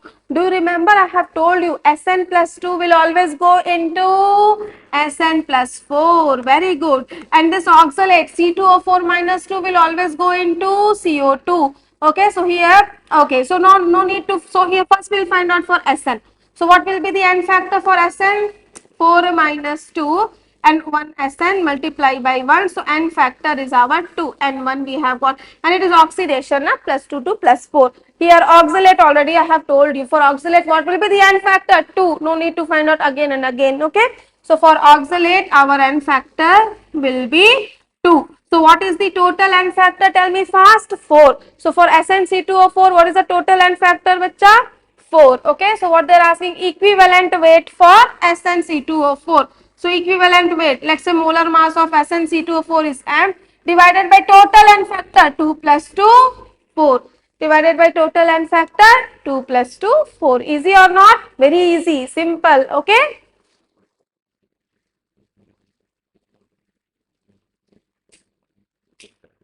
Okay, now let us see the next concept. What is the next concept? When simultaneously few are undergoing oxidation and few are undergoing reduction. Till now, whatever case we have seen, first case what we saw, only one oxidation. Okay, next case only one reduction. Fine. Okay, formula is same, higher minus lower into number of atom. If oxidation, we will say it is a loss of electron per mole. If reduction, we will say it is a gain of electron per mole. Second case, what is the second case we have seen? The second case we have seen if 2 or more oxidation was happening. So N1 plus N2 plus N3 we will do. Okay, third case we have seen if more than 2 reduction is happening. So only one type was happening, no oxidation only, reduction only. So N1 plus N2 plus N3 plus N4. But here what is happening? Here one oxidation, one reduction, or maybe 2 oxidation, 3 reduction. Are you able to understand? Oxidation reduction is happening all together. Then in that case what will happen? 2-2 case, 2-2 condition you have to keep in your brain. The first case you have to remember, we will find out our oxidation state separately. If gain is equal to loss, gain of electron is equal to loss, then N factor will be equal to either gain or loss, either, because both are equal. So either you say equal to gain or equal to loss. Second case, if gain is not equal to loss, if gain is not equal to loss, in that case what we will say, N factor will be equal to gain minus loss. Separately you find out N factor for reduction and for oxidation, and then you subtract it if it is not equal. Clear? So let us solve one question. Okay, so for this question they are asking us the N factor. Let us see here, potassium +1 to +1. Okay, fine. Chlorine, so chlorine, how we will find out? Potassium is +1, chlorine we will say plus X. 3 2 just 6 equal to 0. So here X is equal to +5. Here chlorine is plus 5. Here chlorine is minus 1. So here it is going plus 5 to minus 1. Plus 5 to minus 1. So you tell me fast. Plus 5 to minus 1. What is happening here, bacha? Reduction is happening. Okay. So for this I am calculating the n factor.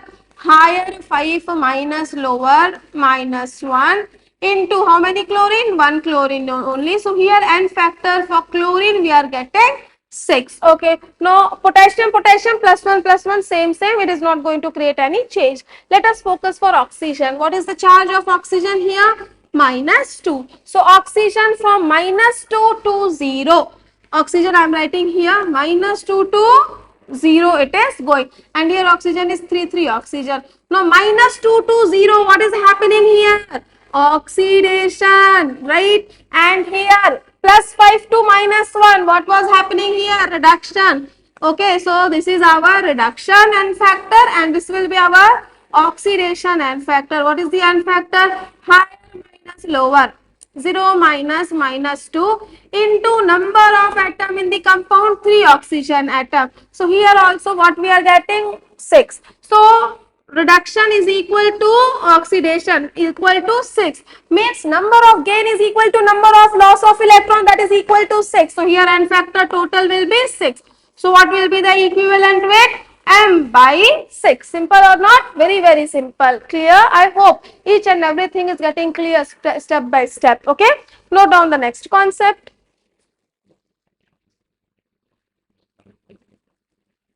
N factor in case of disproportionation reaction.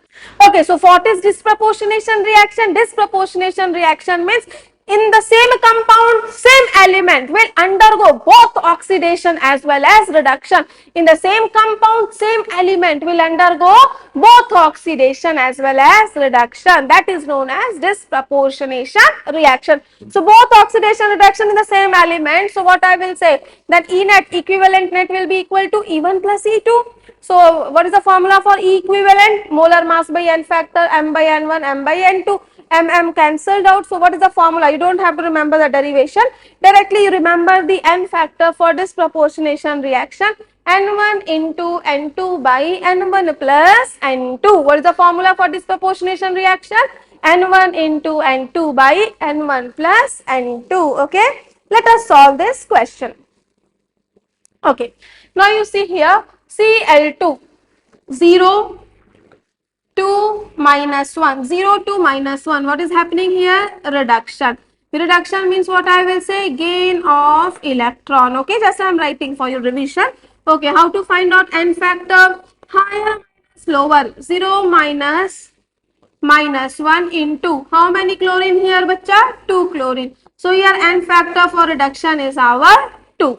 Okay. Now let us see for the next case here. So here 3 2 just 6, 6 minus 1 5. So here our oxygen chlorine is going into from 0 to plus 5. I am writing it here. So 0 to plus 5 means what is happening, bacha? Oxidation. Oxidation means what is happening? Loss of electron. Okay, loss of electron. How to find out NO? That is our higher minus lower. 5 minus 0 into 2. Okay, so how much we are getting? 10. How much we are getting, bacha? 10. So N1 we have got 2, N2 we have got 10. Okay, so what is the formula for disproportionation reaction? N2 into N1 by N1 plus N2. Okay, what is N1 here? 2. What is N2 here? 10. What is N1 plus N2? 2 plus 10. How much we will get here? 20 by 12. Okay, that is 10 by 6. That is 5 by 3 as an N factor.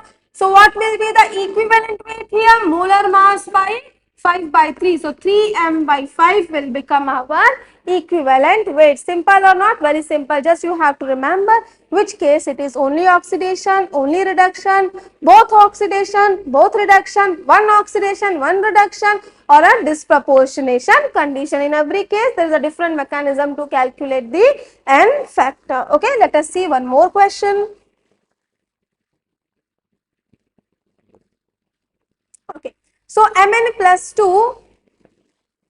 plus 7 is going into Mn plus 4 reduction. Okay. So N1 is equal to how much? 7 minus 4, 3. Directly I am writing how many Mn? 1 Mn. Okay.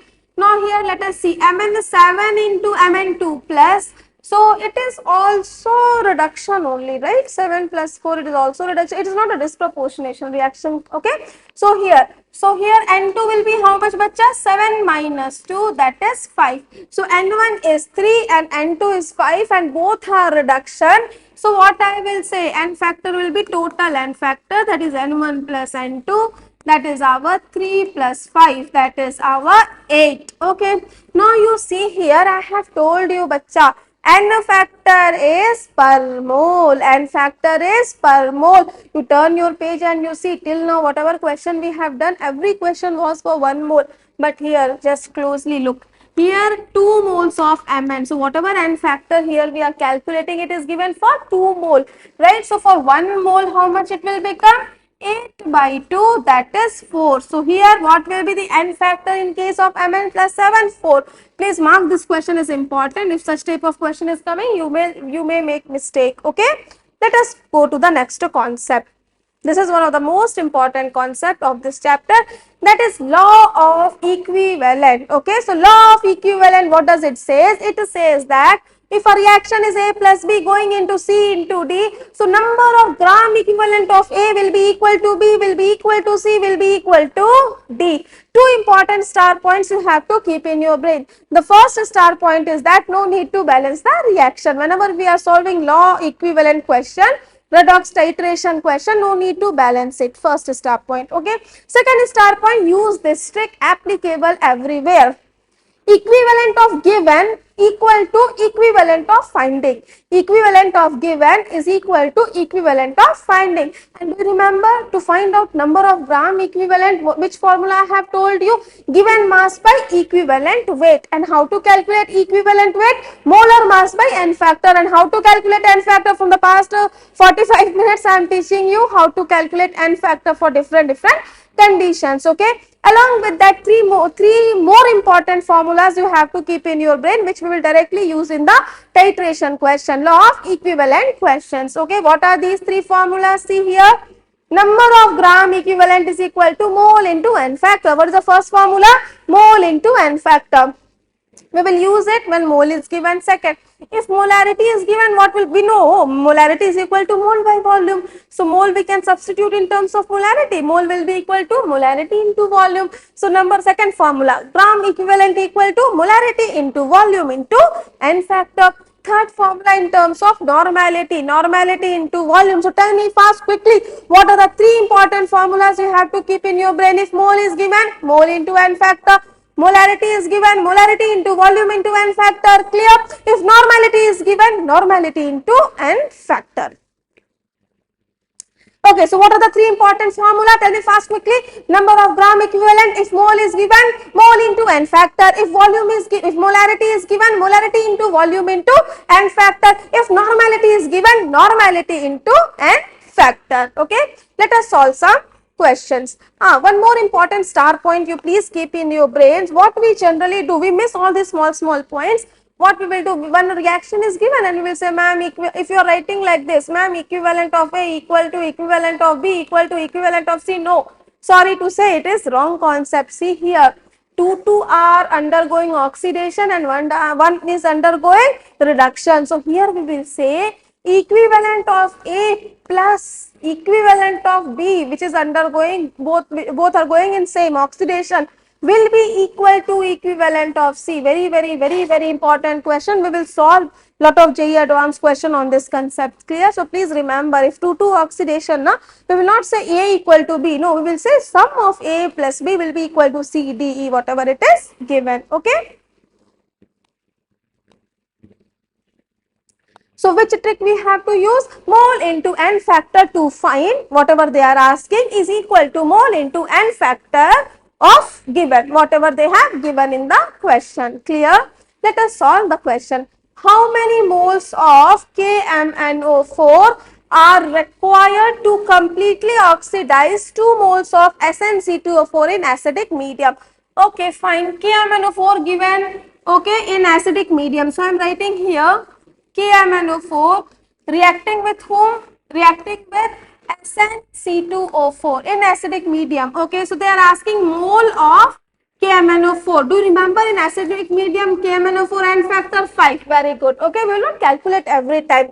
Okay, now here let us write down some data. Here mole for this how much given? 2 mole is given. And what will be the N factor? What will be the N factor? Okay, let us calculate N factor. It is an oxidizing agent. Do you remember? Sn plus 2 will go into Sn plus 4. So here N factor will come 2. And here oxalate will go into CO2. Here also N factor will come 2. So 2 plus 2. Total N factor how much? 4. Now I am not writing each and every reaction. Okay. So what is the trick here? Tell me fast. Mole into N factor of finding whatever we have to find equal to mole into N factor of the given material. Okay. So mole we don't know X, N factor for KMnO4 in acidic medium 5 equal to mole for this 2 into N factor just now we have calculated 4. So X will be equal to 8 by 5 mole. Easy or not? Very simple. Clear? Let us move to the next question. Okay. So find out the volume. Here what we have to calculate? Volume of 0.2 molar KMnO4. Okay, let us write down here KMnO4.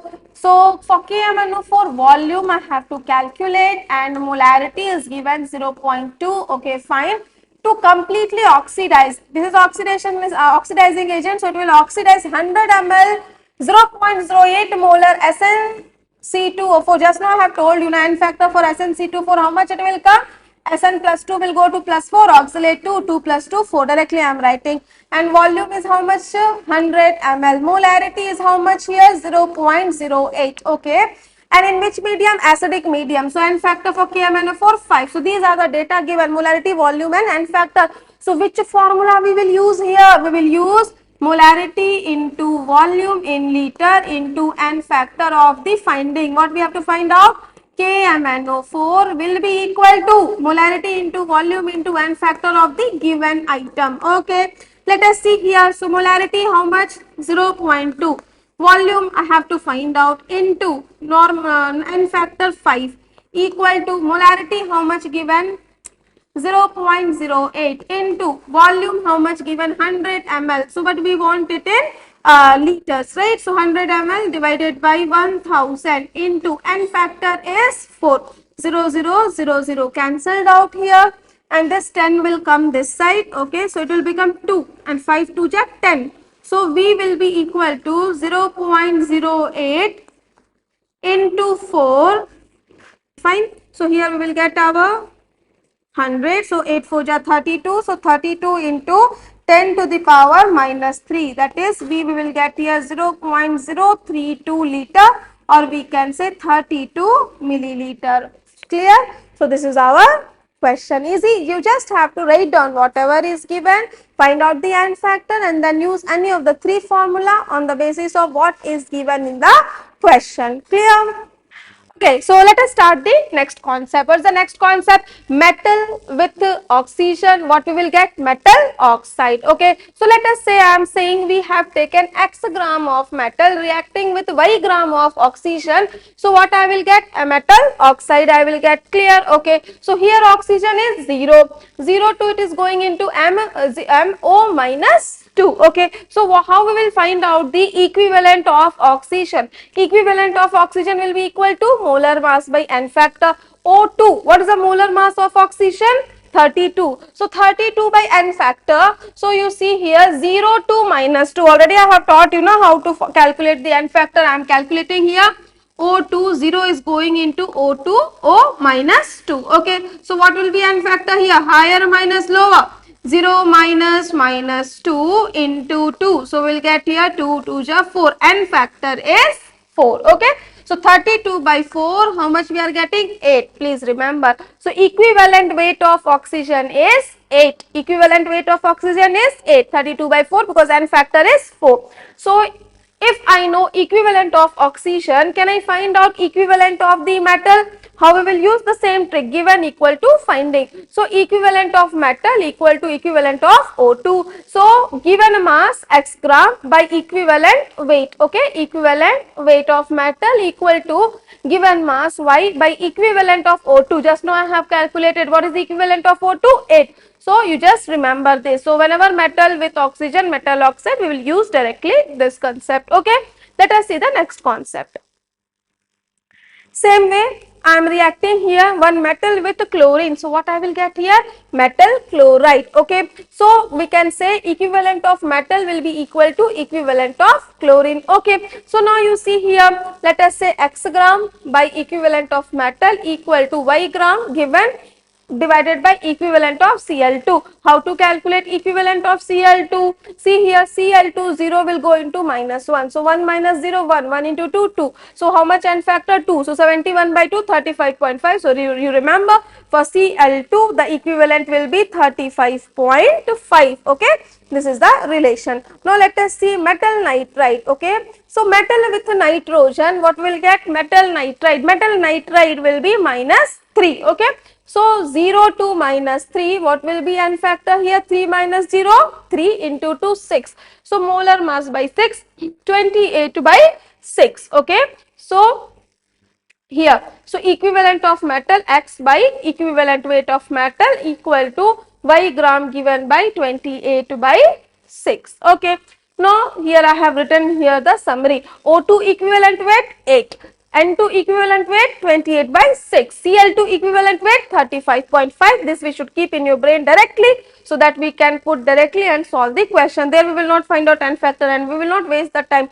This exam is about the accuracy, this exam is about speed. The faster you will calculate, the lesser time you will get, the more time you will get to solve difficult portions like maths and all. Okay.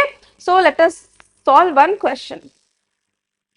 2.2 grams 2.2 grams of metal react with chlorine, okay, Cl2, to form 3.08 gram metal oxide. So it is 2.2 gram.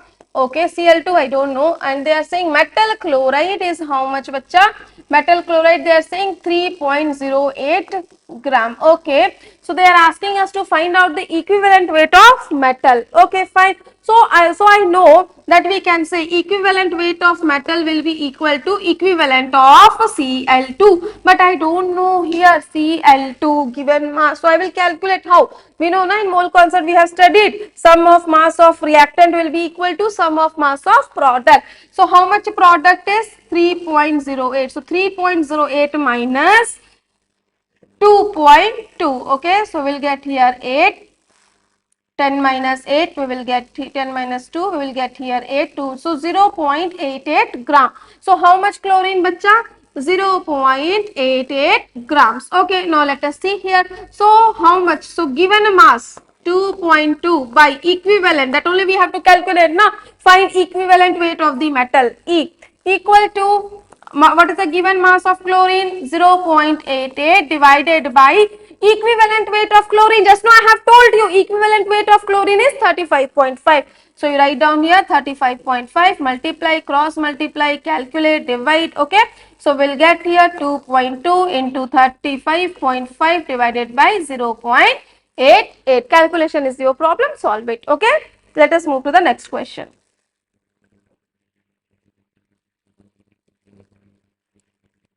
Okay, so slowly we are moving towards the end of our redox reaction. So what is the next topic? Titration. So believe me, titration is one of the most easiest concept of the entire redox reaction. I know you all are very afraid, ma'am, titration, we are not able to understand what is titration. You don't have to understand. You just have to remember one Nitya ma'am trick. Any titration question is there, just one trick.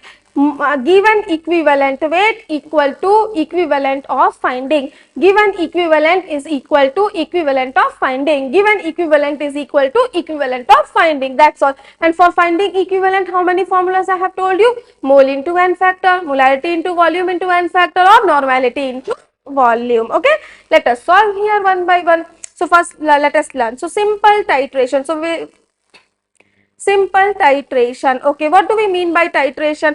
Titration is nothing but it is a process to find concentration of an unknown solution with the help of a known concentration of another solution. So in titration question, they will give you two solutions. One will be unknown and one will be known. So to calculate the concentration of unknown solution with the help of known solution is known as titration. We have two types of titration, that is acid base titration and redox titration. Let us see here one by one. So first one is acid base titration. So I have taken one solution NaOH with the normality and V1 volume. Okay, another solution is HCl. It is our acid, it is base.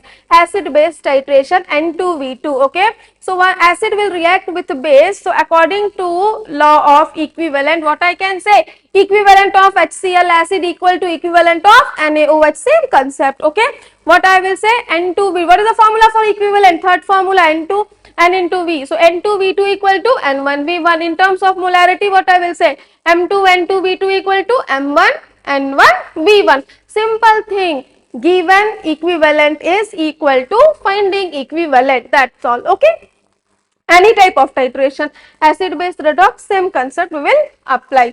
Redox titration, so here I have taken KMnO4 solution M2V2, FeC2O4 one solution M1V1. So what I will say here, equivalent of KMnO4 equal to equivalent of FeC2O4. What is the important start point? I have told you, for titration question, for redox question, no need to balance the reaction. This trick is applicable everywhere, anywhere, without balancing the equation. What is the trick? Number of gram equivalent of given equal to number of gram equivalent of finding. Okay, let us solve the question by using our trick. Okay, so find out the volume of, what we have to find out, volume of 0.2 molar KMnO4. So KMnO4, how much volume? V, and molarity is 0.2 molar, which is used to completely oxidize, complete oxidation, 1.44 gram of FeC2O4. So I have told you, whatever is given equal to whatever we have to find out, just simply equate it, no need to write down reaction and all. So it is completely oxidizing FeC2O4, how much gram? 1.44. In acidic medium, do you remember, in acidic medium KMnO4 N factor is 5. Very good. So let us use the trick. What is the trick here? So molarity and volume is given. So the trick is equivalent of finding equal to equivalent of given. Okay, let us try here. So which formula I will use for equivalent? First, second or third? Second, because molarity, volume they are saying. So I will say molarity 0.2 into volume into N factor. What is the N factor for KMnO4 in acidic medium? 5. Very good. Equal to, now here which formula I can use? I can molarity 11, normality 11. Which formula we will use? Mole into N factor. So mole means given mass by molar mass. So 1.44 divided by molar mass of FeC2O4 is 144 into N factor. How we will calculate N factor? So see here, it is ferrous oxalate. So Fe plus 2, ferrous will go into Fe plus 3 oxidation. So here N factor is 1. And I have told you, oxalate C2O4 minus 2 will always go into CO2, and here N factor will be 2. So 2 plus 1, total N factor is 3 here. Clear? Okay, now let us solve here.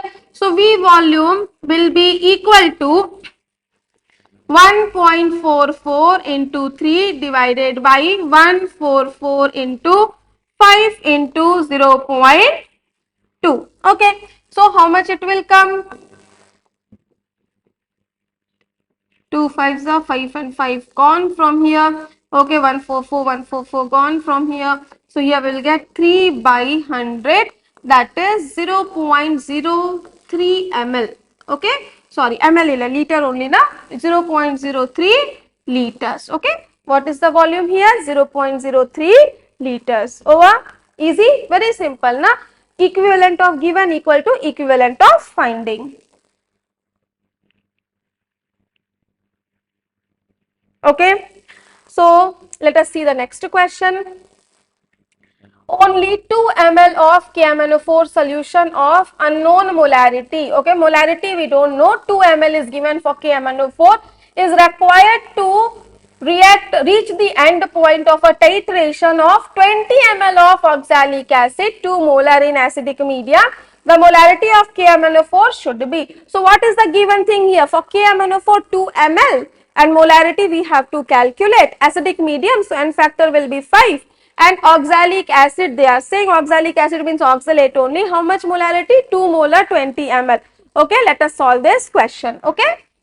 Okay, so what they are saying, KMnO4 is reacting with oxalic acid, H2C2O4 oxalic acid, C2O4 minus 2 oxalate. Okay, what they are saying, molarity we have to calculate, 2 ml volume they have given, acidic medium, so N factor is 5. Okay, H2C2O4, what they are saying for H2C2O4, and here for oxalic acid, how much they have given?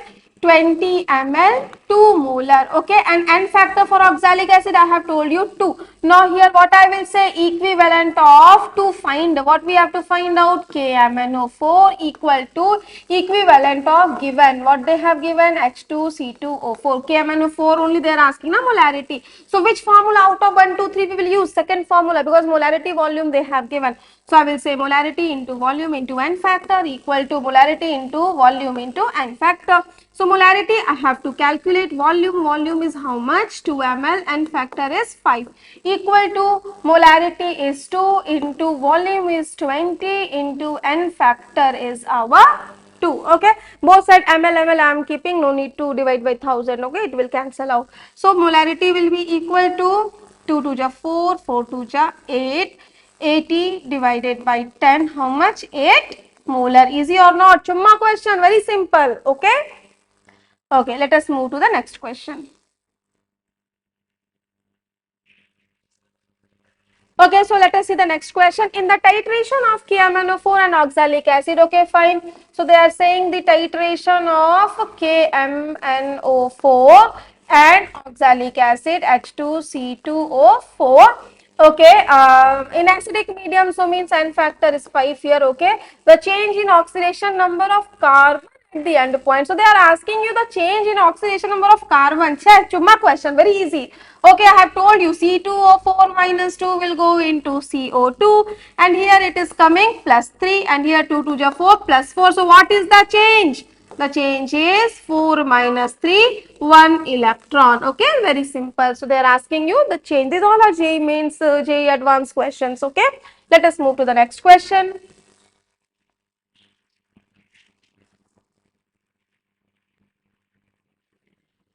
So it's a JEE advanced question. Let us read here.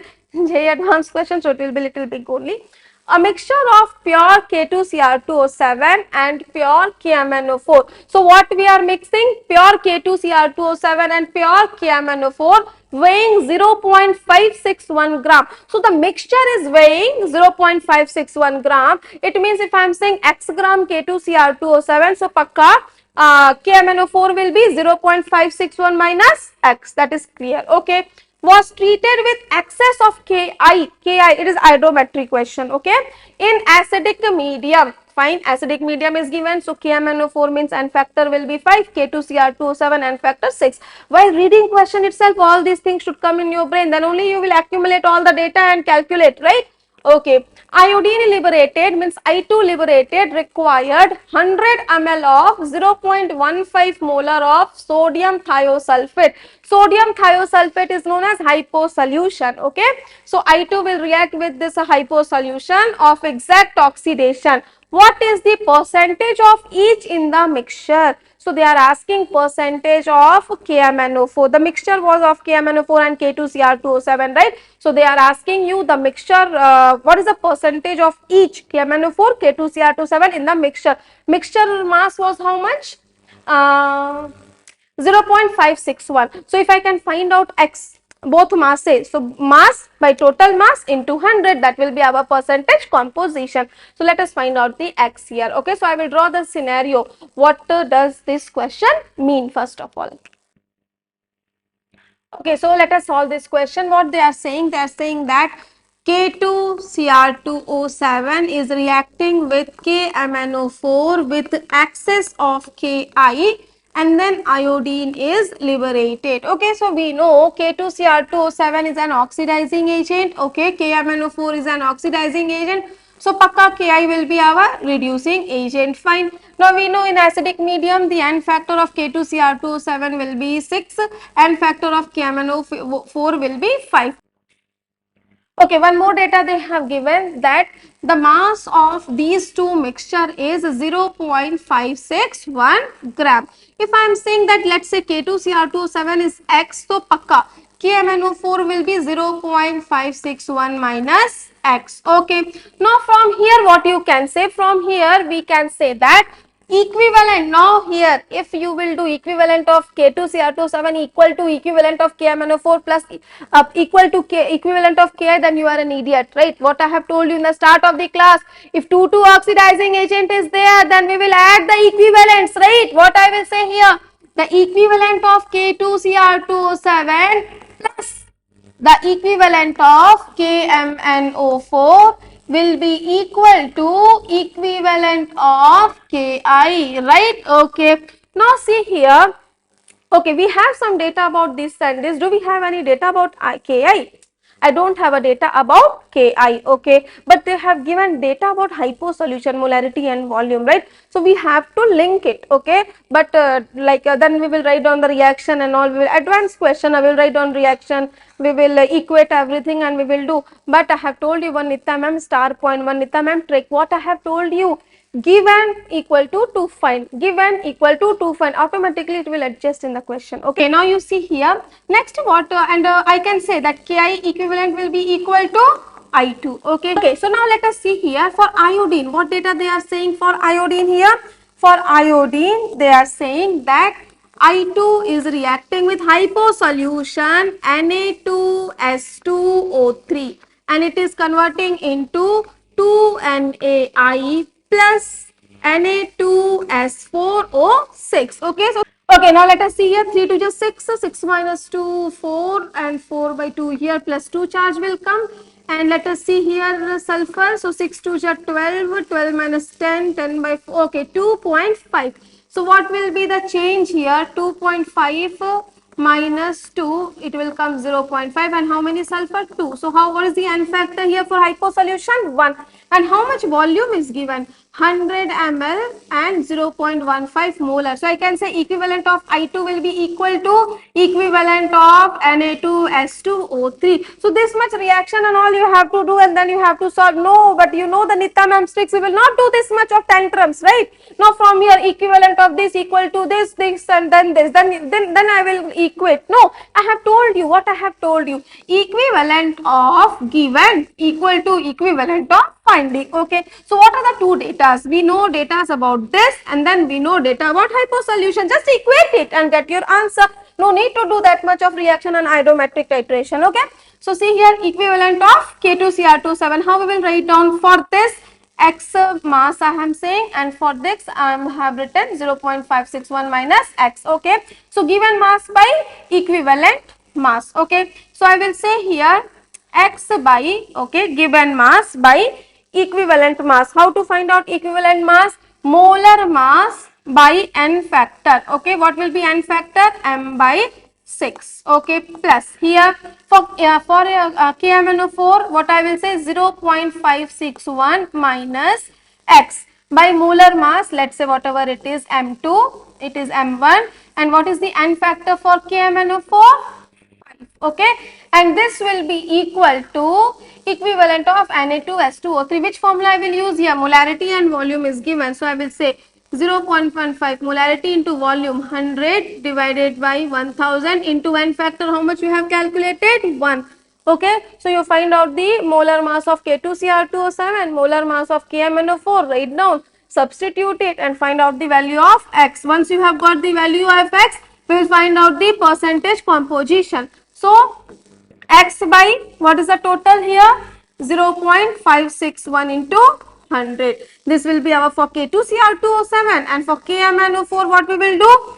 0.561 minus X divided by 0.561 into 100. See, it's a JEE advanced question now, so calculation will be required. The concept is very simple. Given equal to finding, given equal to finding. No need to do that much of titration and all. Clear? Okay, let us move to the next question. So this JEE advanced question I am giving you as a homework. 10 gram of a mixture. So let's say if it is X, so it will become 10 minus X. Hint I am giving here. 400 ml of 0.14 molar KMnO4 in acidic medium. So here N factor will be 5. They produce SO2.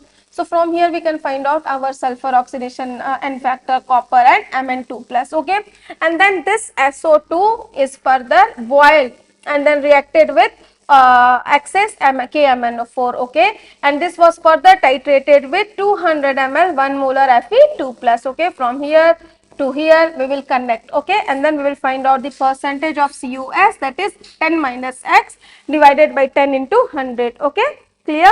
Okay, so this question is a homework. Solve it, comment down the answer below. Okay, so finally here we have moved to our last topic, that is balancing of the redox reaction. No, one more topic is there, that is H2O2 volume strength. Fine. So how to balance the redox reaction? So we have two methods in your school and all. You would have studied ion exchange method, oxidation number method. I won't teach you any method. I will teach you here Nitya ma'am's trick. What is Nitya ma'am's trick here? Find the N factor, and from the past 1 hour I am teaching you how to find N factor. Find the N factor, after that we will just cross multiply. Find N factor, then just do cross multiplication. After that first we will balance all the atoms except hydrogen and oxygen. Hydrogen, oxygen we will balance at the end. Okay. So if acidic medium is given, oxygen is balanced by adding equal number of water on the deficiency side, and if H plus, how we will balance? By equal number of H. Okay. If basic medium is given, then O is balanced by adding double number of OH. How much? Double number. Like acidic medium, equal number water we are adding, but basic medium, double number of OH, and then H, how we will balance? Half number of water. Okay. Let us see here, it's very simple. Okay, let us solve the first question. So what is the question? Fe2 plus, okay, this is the relation, the reaction they have given here. So what is the step 1? Tell me fast, find out N factor. So Fe2 plus going into Fe3 plus, so here N factor is 3 minus 2 into 1, that is 1. Okay, now let us find out here for chromium. Okay, so here I am finding for chromium. So chromium 7 to the 14, 14 minus 2, 12, 12 by 2 plus 6. Okay, plus 6 to plus 3, anyway I have told you K2Cr2 7 acidic medium, 6 only will come. See here, N factor higher minus lower, 6 minus 3, how many chromium here? 2. So how much it will come? 6. So for this I have got 6, and for Fe we have got, what was the step 1? Find N factor. Over. Step 2, cross multiply. Let us cross multiply. So 1 will go with chromium thing and the 6 will come and multiply with Fe. Cross multiply. So I will write down here 6 Fe2 plus 1 Cr2O7 minus 2 in our acidic medium. It is going into, so 6 Fe here. So here also 6 Fe3 plus going into, so here how many chromium? 2 chromium, na? So I will write down here 2 Cr3 plus. Okay, so step 3 also directly here I have done. I have just balanced 6 Fe, 6 Fe, 2 chromium, 2 chromium. Now lastly what we should balance? Oxygen or hydrogen. So how many oxygen is here this side? 7 oxygen. Okay, so which medium? Acidic medium. So in acidic medium oxygen is balanced by adding equal number of water. So how many water I will add here? 7H2O. As soon as I have added water here, 7 to the 14 hydrogen is extra. So how many hydrogen I will add here? 14H plus. So what is the balanced chemical equation? 6 Fe2 plus Cr2O7 minus 2 plus 14H plus going into 6 Fe3 plus 2 Cr3 plus 7H2. Oh, easy, simple, na? Within 1 minute we have balanced the chemical reaction. No need to use any ion exchange, oxidation number, nothing. Within 3 line, over. Okay, let us move to the next question.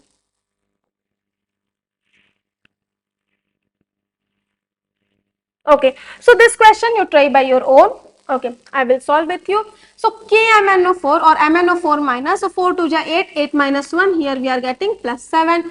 It is I minus 2 to the 4, it is plus 4, and here IO3, so 3 to the 6, 6 minus 1 plus 5. Okay, let us find out the change. So anyway we know in basic medium what should be the change? 3. So 7 minus 4, what I will get here? 3 as the N factor. Here I minus, okay, so here 5 minus minus 1 and I is single, so here n factor is 6. Now after finding n factor, what we will do? Cross multiply. Let us cross multiply. 6 will come here. 6 MnO4 minus plus 3I minus in basic medium is converting into how many Mn? 6. So I will write down here 6 MnO2 plus how many iodine? 3. So I will write down here 3IO3 minus. Okay. So iodine, manganese are balanced. Now we have to balance our oxygen. So can you see 3, 6, 3, 6? Can I divide, make it a little more smaller number? So it will be easy. Okay. So can I divide by 3? So it will get 2 MnO4 minus plus I minus going into 2 MnO2 plus IO3 minus. Now let us balance our oxygen. Here 4 2 ja 8 oxygen and here 2 2 ja 4 plus 3 7 oxygen. Okay, so here we have 8 oxygen and here we have 7 oxygen. So here we have vacancy. It is a basic medium. So in basic medium, how we can balance oxygen? By adding OH, double number OH. Okay, so one vacancy is there now, so I will add here double number, that is 2 OH. So if I have added here 2 OH, then half number means I will add here 1 H2O. Let us see here either it is balanced or not. 4 to ja 8, 8 plus 1, 9 oxygen and 2 hydrogen. Let us see here 2 to ja 4, 4 plus 3, 7 and 7 and 8 and 9. Yes, balanced, 9 oxygen and 2 hydrogen. So what is our final balance reaction? 2 MnO4 minus plus I minus plus H2O going into MnO2 plus IO3 minus plus 2OH minus. Okay. So here we have balanced in a basic medium. We have learned one example for acidic. We have learned one example for basic. Okay, so now let us see how to balance the disproportionation reaction. So for disproportionation, everything is same, only one or two additional steps. Okay, so what is the first step? We will write both reactions separately because we know in disproportionation same element will undergo redox also, reduction also and oxidation also. So I will write down oxidation reaction separately, reduction reaction separately. Okay, after that step 2, we will balance all the atom except oxygen and hydrogen. After balancing, we will balance loss of electron and gain of electron. We will find out n factor, loss, and because reduction, oxidation we are writing separately. Reduction means gain, oxidation means loss. We will balance it and then we will add the balance reaction, and then at last we will add O and H. How we will balance oxygen in acidic medium? By adding water. How we will balance oxygen in basic medium? By adding double the number of OH. Okay, let us see here this question. Br2 going into Br minus plus BrO3. So I am writing separately. Okay. So Br2, let us say first going into Br minus side by side. Okay, I am writing here. Next, Br2 going into BrO3 minus. Okay. After writing separately, let us balance it. Okay. So here Br2 and here 1 Br. So I will write down here 2 Br. Here Br2. So here we will write down 2 Br. After balancing the atom, what we will do? We will just see the change. Okay. So here 0, 2 minus 1. So n factor will be 1. And how many bromine? 2. 1 into 2. 2 is the n factor. And it is 0 to minus 1 reduction. So here we are getting gain of electron. 2 electrons we are gaining and we are getting 2 Br minus. Okay. Now let us see here. 0 to 3 to just 6. 6 minus 1. 5. So 0 to 5. Okay. Here the change will be 5 and how many bromine? 2. 5 2 ja 10 and it is oxidation 0 to 5. So it is loss of electrons. So I will write down the electrons that side. So Br2 2BrO3 minus plus 10 electron, loss of electron. Now here 10 electron and here 2 electron. Okay. So we need to balance it. How we will balance? Can I multiply here by 5? Okay. So it will become 5Br2 plus 5 2 ja 10 electron going into 5 2 ja 10 Br minus. And what is that reaction? Let us add here Br2 plus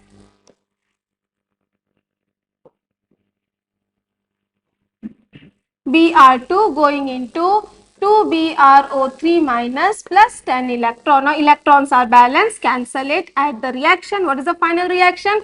6Br2 going into 10Br minus plus 2BrO3 minus. Now at the end, so see here 6 to 12 bromine, 10 plus 2 bromine. Bromine is balanced. Let us balance our oxygen. Which medium they have given in the question? Basic medium. Okay.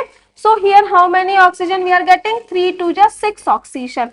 But here this side we don't have any oxygen. So what I will do in basic medium, double a number of OH. So I will add here 12 OH. So if I have added 12 OH, so this side I will add here half number of water. 6H2O. So see here 12 hydrogen. 6 to the 12 hydrogen. Okay. 3 to just 6, 6 or 12 oxygen. See here 12 oxygen. So this is our balanced reaction. So I hope you have learned how to balance a simple redox reaction in acidic medium, basic medium, and then disproportionation reaction balancing also. Now let us move to the next topic. Okay, let us solve this one JE question. So MnO4 minus, so they are asking you the coefficient x, y and z. Okay, let us solve it. Okay, so see here. So MnO4 minus Mn2 plus, now directly I am saying here, so it is plus 7, 7 minus 2. Okay, and even though if you don't have to calculate also, you see here hydrogen, na? Hydrogen acidic medium means pakka here n factor will come 5. C2O4 oxalate, pakka here n factor will come 2, cross multiply. So directly you will see the option and you will say 2 will go here as a x. So directly from here I can say my x is 2. See, that is how you have to solve in your NEET and J exam. See the option. If you are getting x, okay, 2. Y, how much you will get, bacha? Y, we will get our 5. No need to balance the complete reaction. Okay, if you will get the option by identifying 2 and 5 itself. But still, if so many options are with 2, 5, then we will find out H and also. How we will find out? Directly we will write down here. So I am getting here 2MnO4 minus plus 5C2O4 minus 2. Okay, I am writing here going into, so 2Mn. So I will write down here 2Mn plus 2 plus CO2. 5 to the 10 carbon. So I am writing here 10 CO2. Okay. Now let us balance our oxygen. So 4 to the 8 oxygen and here 5 4 ja 20. So here this side we have total 28 oxygen and here 10 to the 20 oxygen, right? So this side we have less oxygen in acidic medium. How to balance oxygen? How many oxygen are less? 8. So I will write down here 8 H2O. 8 H2O means how many H plus bacha? 16 H plus. So we have got here X as 2, Y as 5 and Z as 16. Easy or not? Very simple. Clear? Finally, our last topic, volume strength of H2O2. So, I am also standing here from the past 3 hours constantly speaking and constantly recording your video for you. So, I hope you will utilize it, work hard and get good marks in your JEE Mains. I will be very happy. Okay. So, let us learn the last topic, volume strength of H2O2. Okay. So, what does it say? Volume strength of H2O2 is very simple. What does it say? It says that volume of oxygen gas produced at STP by the decomposition of 1 ml of H2O2. So when at STP I will decompose 1 ml of H2O2, whatever volume of O2 is released, that is known as volume strength. That is known as volume strength. Okay, what is the formula for volume strength of H2O2? 5.6 into normality and in terms of molarity 11.2 into molarity. Okay, let us solve this question. IIT JEE Advanced they have asked it. Okay, very simple question. Okay, so it's a JEE IIT Advanced question. What now? JEE 1995. What they are asking? Volume strength of 1.5 normal H2O2. So what is the formula for volume strength? 5.6 into N. Okay, so 5.6 into normality, how much? 1.5. Okay, how much answer we will get here? 8.4. How much answer we will get here? 8.4. Fine. Okay, let us solve the next question. This JEE Advanced 1995. Okay, let us read the question. What is the question here? They are saying that 5 centimeter cube means 5 ml solution of H2O2 liberate this much gram of iodine. Okay, fine. From an acidified Ki solution, calculate the strength of H2O2 solution in terms of volume strength at STP. Okay. Okay, so let us calculate this question. H2O2 is reacting with Ki to get I2 plus H2O. How much H2O2 is given? 5 ml. How much I2 is given? 0.508. Okay. After that, they are saying that find volume is 10. What is the formula? 5.6 into normality. So I can say equivalent of H2O2 equal to equivalent of I2 given equal to finding. So normality into volume, how much? 5 ml, that is divided by 1000. Okay, because ml so convert into liter. Equivalent of I2 will be equal to given mass by equivalent mass. Given mass 0.508 by equivalent mass of I2. So in a corner I can calculate equivalent weight of I2. How to calculate equivalent of weight I2? Molar mass by N factor. Molar mass is 254 divided by our N factor. Okay, how to calculate the N factor? See here, I minus going into I2. Okay, so here the N factor will be 0 minus minus 1 into how many I2? For I2 we are calculating 2. So here N factor will be 2. So 254 by 2. How much it will come? 127. So 0.508 by 127. Okay, so it will come 1000, 10,000 cancelled out. Normality equal to, it will go in a 4 time. So 4 by 5. So how much normality we have got, bacha? 4 by 5. Now let us calculate volume strength. So volume strength equal to 5.6 into normality, that is 4 by 5. Solve your answer. So here we have finished the redox reaction, each and every concept. Okay. It is my guarantee not a single question will come out of this lecture. But yes, you have to watch this lecture. You have to prepare short notes, take pen and paper, solve each and every question. And after that, I will upload almost 200 important DPP's question that you have to attend. That's all. After that, no one can stop you to get 99 percentile in chemistry in JEE Mains January attempt 2026. So all the very best. Work hard. Thank you so much.